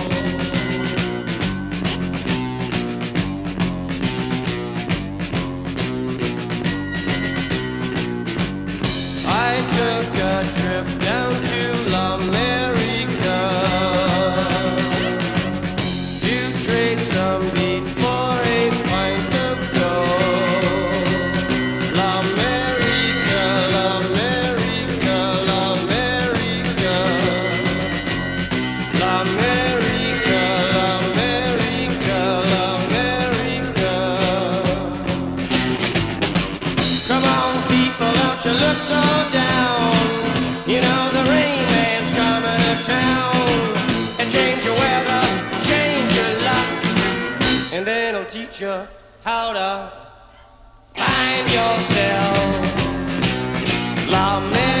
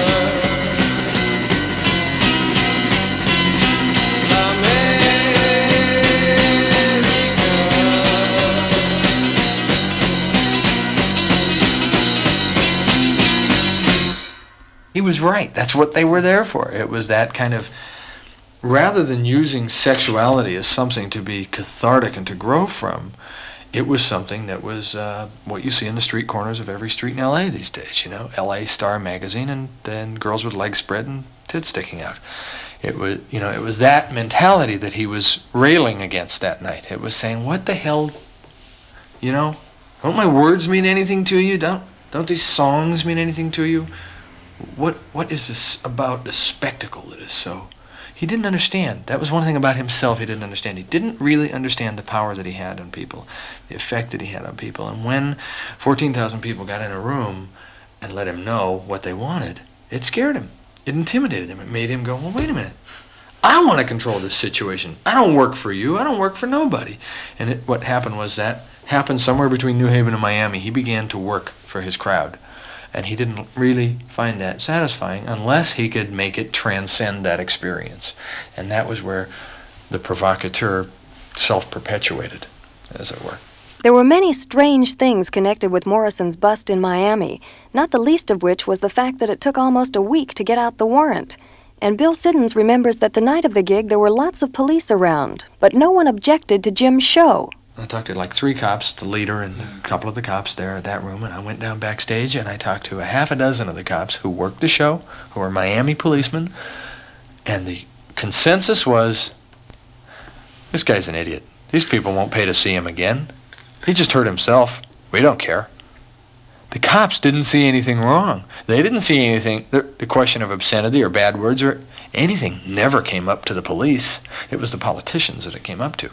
And what happened was a guy named Larry Mahoney wrote the story, and the next morning, my road manager guy, Vince, equipment manager, he was flying back to Boston, which is where he was from, and he picked up papers before he got in the plane. He called me from New York, where he was connecting to Boston, and read me this story where this Larry Mahoney guy had called the acting police chief, because the police chief was on vacation, and this guy was running for a political job in the next election. And he called every Politico in Miami to ask them what they thought of Jim Morrison's show last night. And they went, I'll call you right back. And they found out that they thought it was horrendous and indecent. And so the following Thursday, the FBI, somehow they got together a warrant for his arrest on these obscenity charges. Thursday, mind you. We played on Saturday. But nobody, you know, it was... Well, when Max Fink, our attorney, got to Miami, he called me, and his line to me was, Bill, this is the biggest thing in Miami since Columbus landed. But the bust was no laughing matter. The charges were serious, and Jim faced the reality of up to 7 years in jail, something that disturbed him deeply. He was scared to death about Miami. He truly feared the concept of going to prison. He made light of it, and he tried, but that was a burden that weighed very heavily on him. He knew, because he'd lived in the South, he knew that they could actually do it to him. I never believed it. To me, it was never a chance. It was all politics. It was, okay, Max, who do you bribe? And as a matter of fact, the judge asked for the $50,000 bail in cash on Saturday, by the way. Didn't want a bond, wanted cash. Wait until the war is over and we're both a little older. The unknown soldier. Breakfast where the news is read, television, children fed, unborn living dead. Bullet strikes the helmet's head, and it's all over for the unknown soldier. It's all over for the unknown soldier.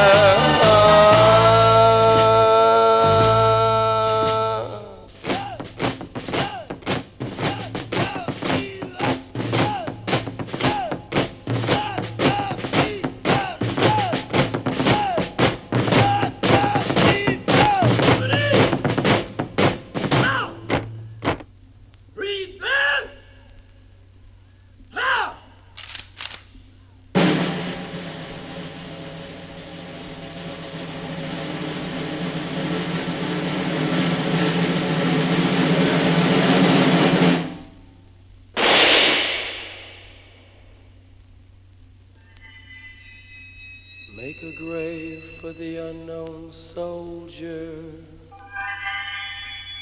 nestled in your hollow shoulder. The unknown soldier.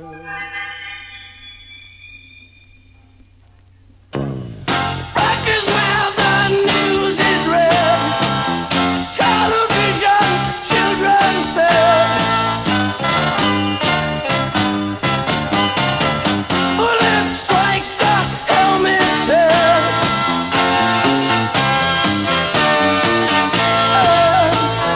It's all over. The war is over. It's all over. War is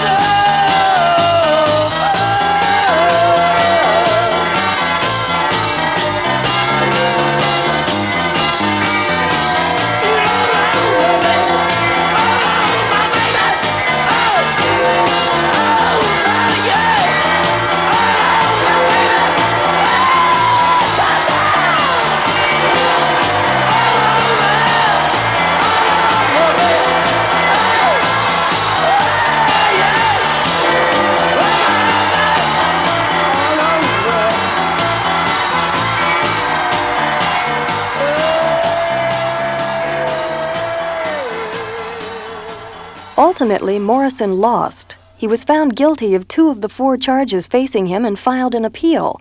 It was never completed, and he never went to jail. But Miami was the ultimate confrontation, according to Bill Siddons, a very important one in Jim's life. In a historical sense, yes, it was the ultimate confrontation in that Jim lost for the first time. He was, unsuccessful with his audience, probably, although I really didn't see enough of the show to be able to judge, although no one will ever forget being there. But he got eaten up by the machine that he was trying to beat, that he was trying to point out the fallaciousness of. And once he tackled the establishment face to face, they just had too many tricks up their bag for, an intellectual boy from Florida to beat. Even though Jim lost, the battle had been a significant one. The whole Miami whole Miami incident, shall we call it, was a man trying to get beyond the bullshit. I distinctly remember listening to the tape and hearing Jim saying, "What are you here for? Why did you come here? Do you want to see this? What do you want from me?" And he's demanding them to look at themselves. And he says, I remember him saying, are you going to let them rub your face in the shit of the world the rest of your life? He was out there provoking his audience, trying to make them learn about who they were. And yes, that's what he did on an international level. That was, if he had a mission in life, that was it. Miami was a turning point for Morrison and the Doors. After that, promoters were afraid to hire them. Record sales dropped, Jim's problems with alcohol got worse, and ultimately he decided to leave rock and roll to do what he really wanted, make films and write poetry. We'll have that story and more when we continue with Rock and Roll Never Forgets. I'm Mary Turner. The year that followed Miami was a tough one for Jim Morrison. He had to make numerous court appearances in connection with his trial and became more and more disenchanted with his role as a pop star. One of Jim's close friends, Sherry Siddons, recalls that he tried to change his appearance. He gained a huge amount of weight and grew a beard. But the biggest changes were inside. I think he'd lost his heart, that sounds kind of funny, but he just didn't have it anymore. He just didn't know what people wanted from him, and he didn't want to give what they wanted. He wanted to give something else. He wanted to be accepted for who he was now, not who he was. There was a tremendous change from the time I first met him, when he looked like an Adonis and a gorgeous angel, until the time that he died, when he was overweight and not very attractive. We had gone places with him where people didn't know it was him. I remember going to a concert at the Greek and standing in the aisle with Jim, and all kinds of people were standing around us and walking by us, and nobody knew it was Jim. He was not recognizable at all as that person, and everybody wanted him to be that person that he was in the beginning, because he was so gorgeous and so beautiful and all of that. Maybe that's what he did. Maybe he decided to change his shell and just see who would accept him for who he was. Or maybe he knew he could end it that way, I don't know. But I just don't think his heart was in it anymore. Well, I've been down so goddamn long that it looks like up to me.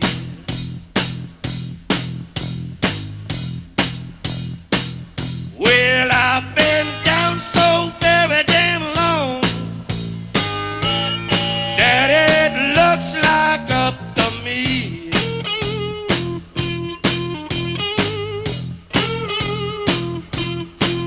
Yeah, why don't one you people come on and set me free?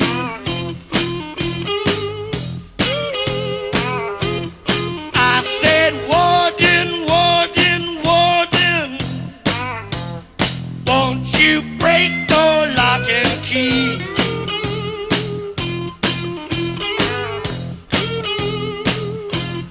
I said, Warden, Warden, Warden, won't you break your lock and key?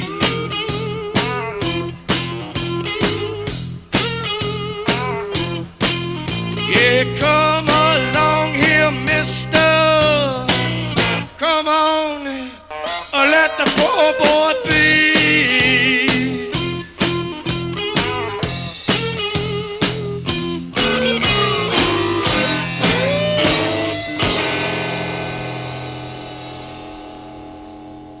Early in 1971, after the LA Woman album was complete, Jim moved to Paris with his longtime girlfriend, Pamela. Jim wanted to get away from rock and roll, relax, work on some film ideas, and write poetry. And according to Bill Siddons, it was very doubtful that the Doors would ever work together again. Basically, the band had broken up at that point. Jim had said, I'm going to Paris. And that's it. I might come back. I might not. I might make another record. I might not. I might perform on stage again. I might not. I'm going. And it was, okay, you got it, Jim. We knew that, it was time, basically. I don't think anybody fought him on it. And as a matter of fact, he went to Paris and he seemed happy there.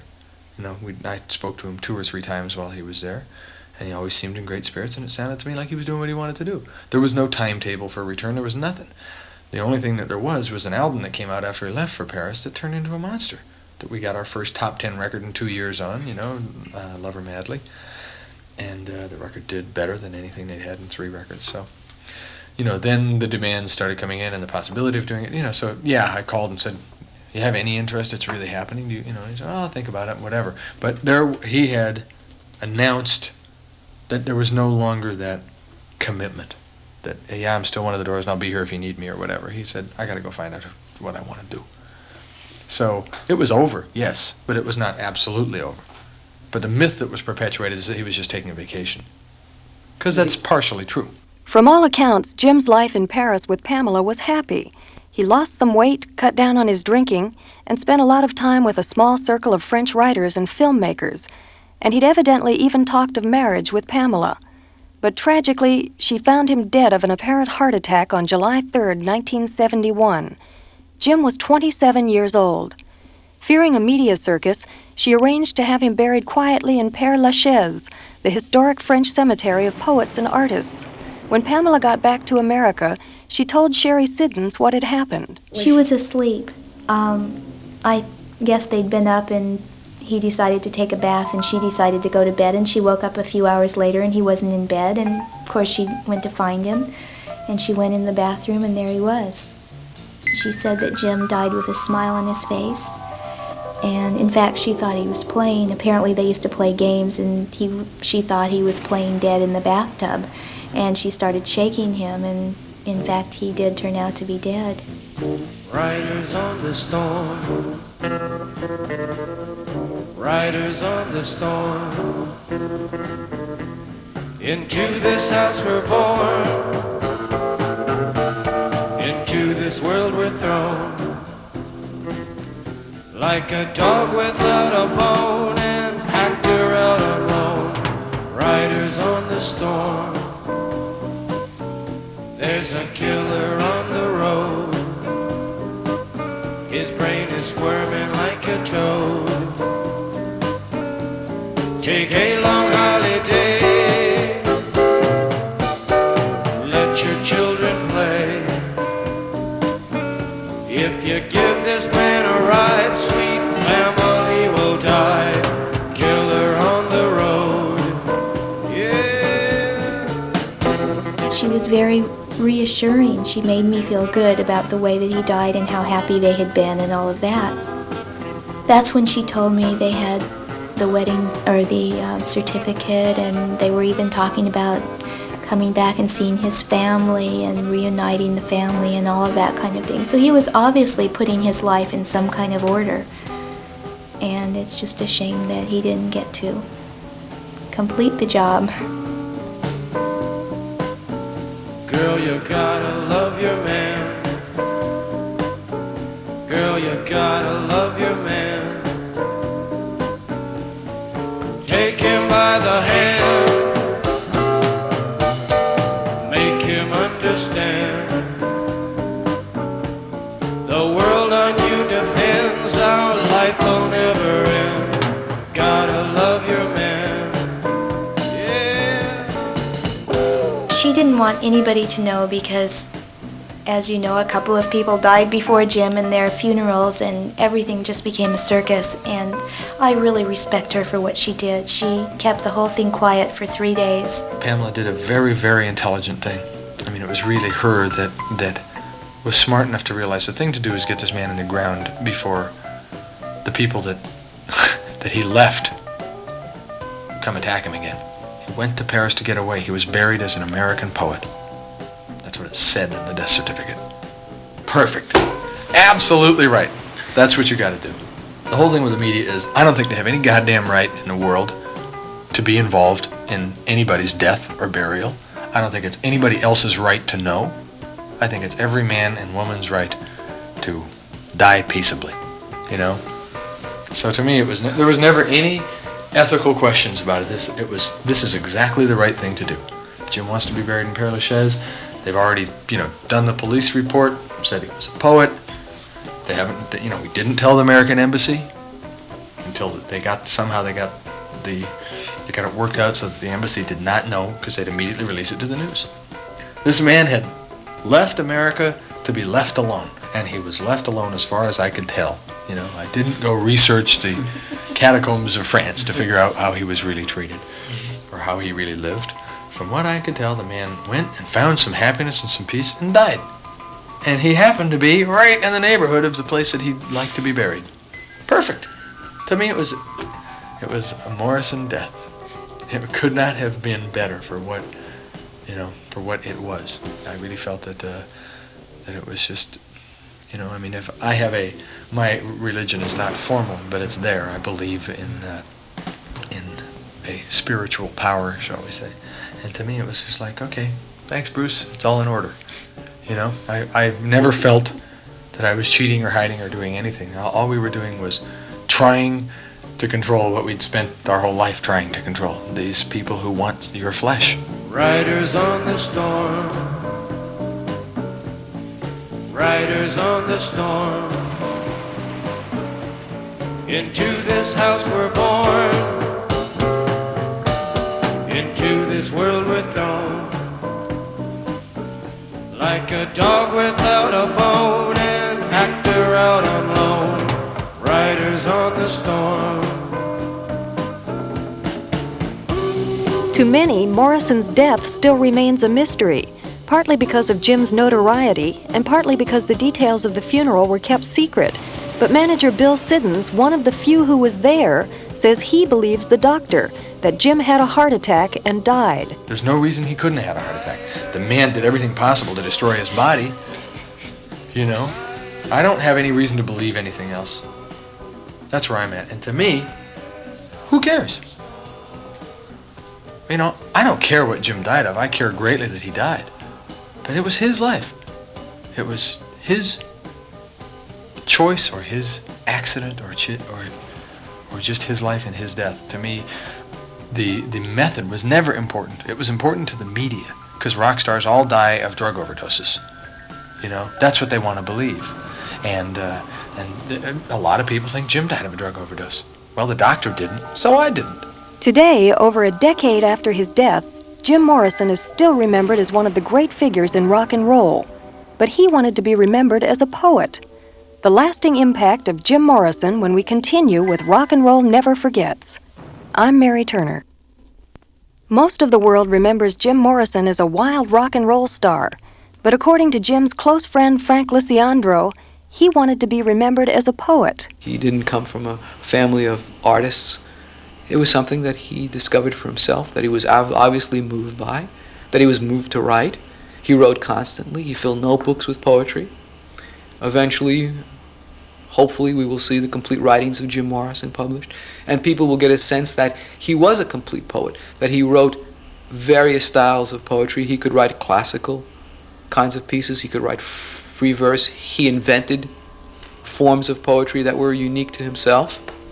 He was surely the first rock star to use poetry as lyrics for songs, at least as far as I know. There might have been others before him. There have definitely been many others after him. The movie will begin in 5 moments, the mindless voice announced.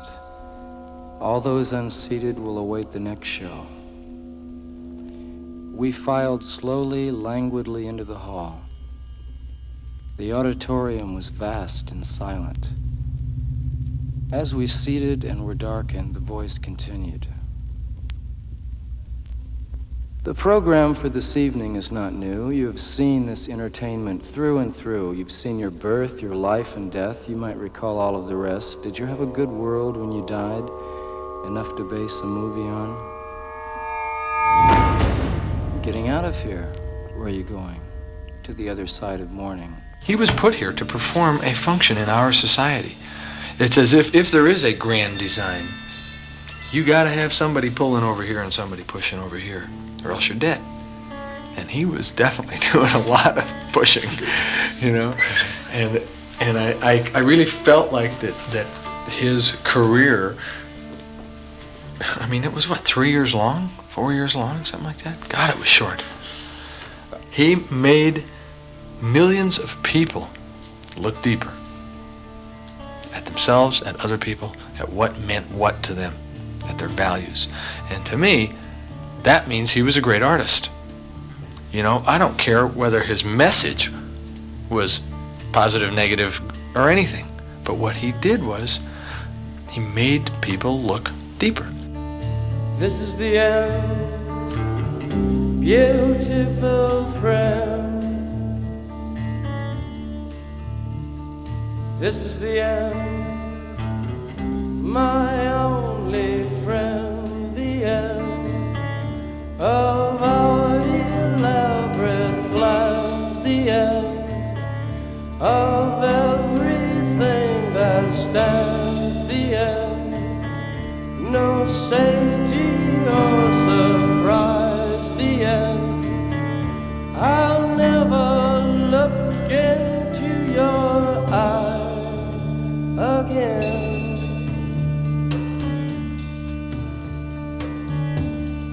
Can you picture what will be so limitless and free, desperately in need of some stranger's hand in a desperate land?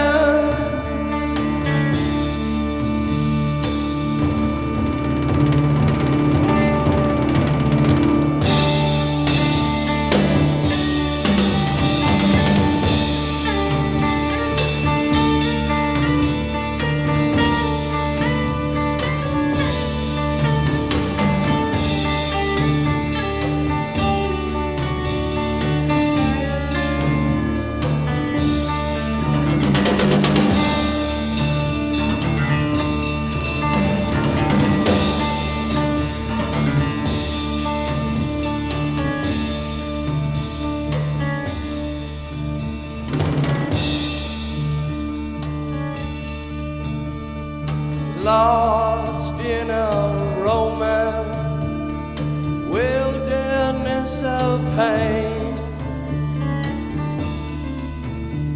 and all the children are insane.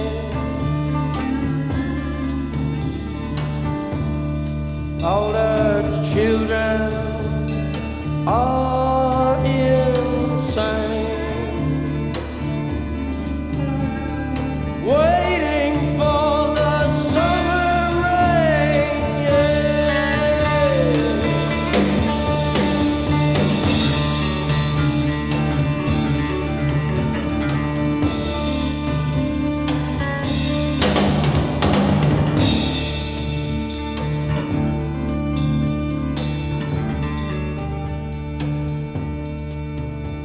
There's danger on the edge of town.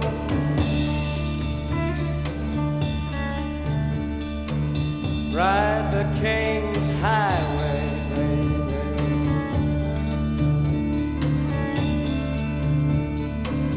Weird scenes inside the gold mine. Ride the highway west, baby.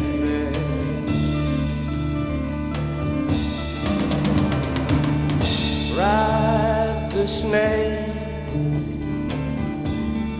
Ride the snake to the lake, the ancient lake, baby. The snake he's long, 7 miles. Ride the snake, he's old and his skin is cold.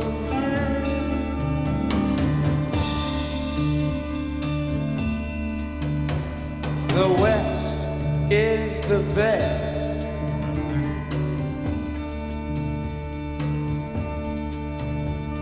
The West is the best.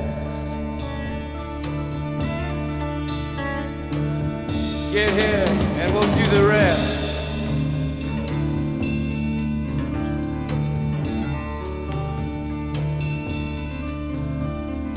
The blue bus is calling us. The blue bus is calling us. Driver, where you taking us?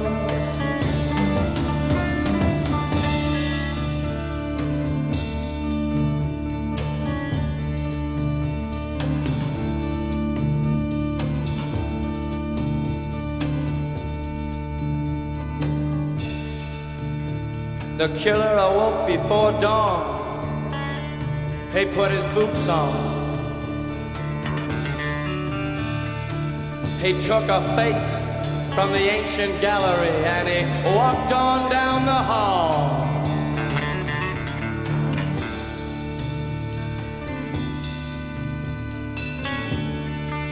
He went into the room where his sister lived, and then he paid a visit to his brother, and then he walked on down the hall, and he came to a door, and he looked inside.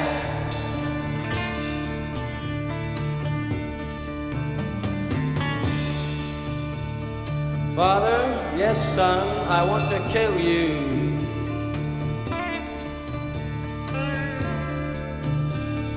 Mother, I want to.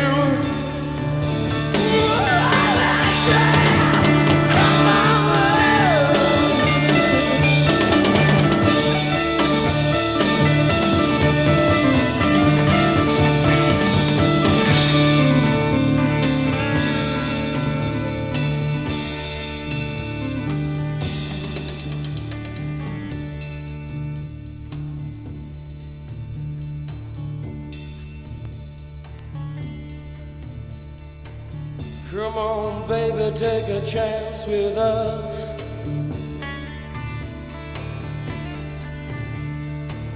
Come on, baby, take a chance with us.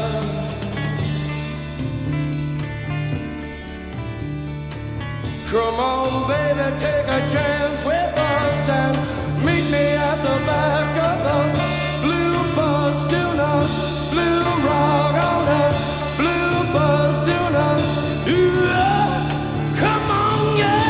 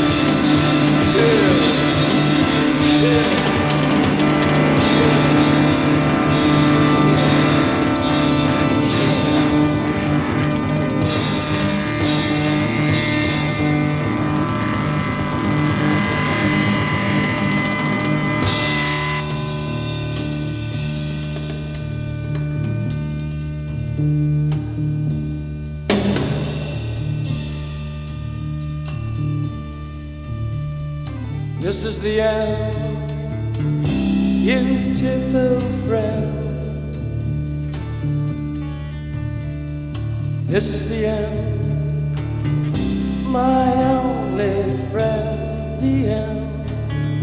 It hurts to set you free, but you'll never follow me.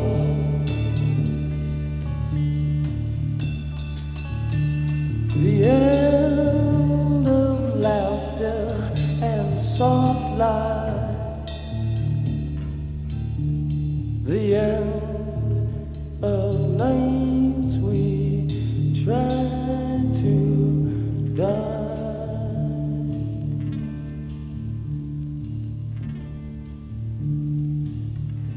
This is the end.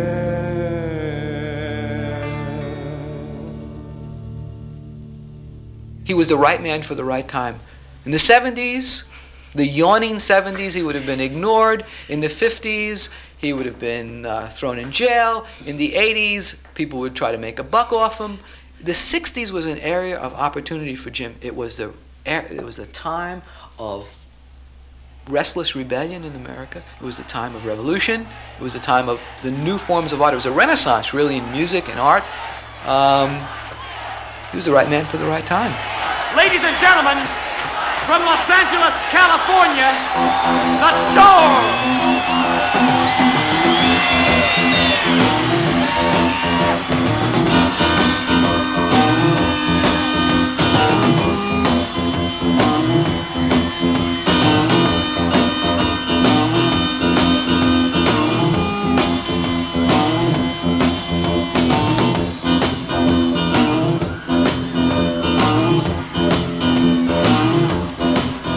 Keep your eye on the road, you hand upon the wheel.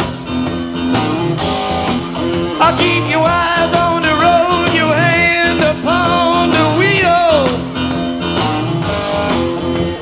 Come to the road, that's gonna have a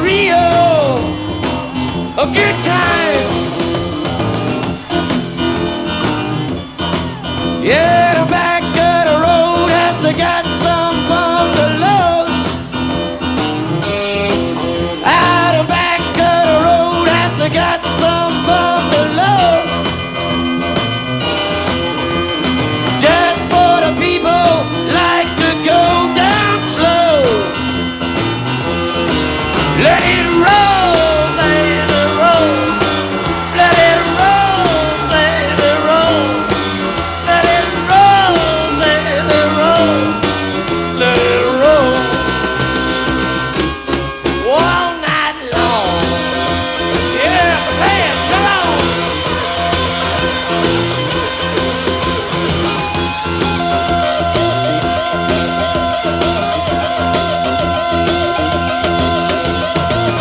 and roll never forgets Jim Morrison, hosted by Mary Turner.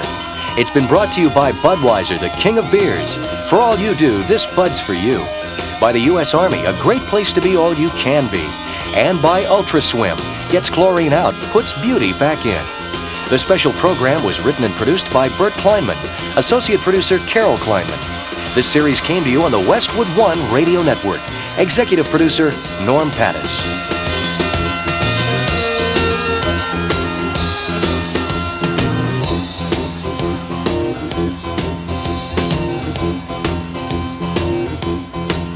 You gotta roll, roll, roll, gotta fill my soul, alright. Roll, roll, roll, gotta fill my soul. You gotta chop the cook, come, get down to cheat on. Bum, bum, ba, beep, bop, ba, lula, don't you, no, it don't you, it, that's all. I could kill the cow, kinda not a cook on, low, chow. But you told me, Bob, come now. Chow, come on, chow, mama. Baba, come now, chow, go.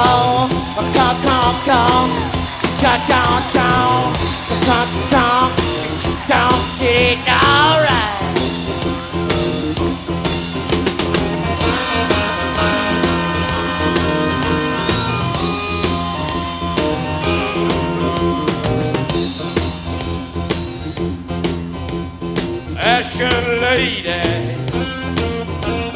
Ashen lady, give up your vows, give up your vows.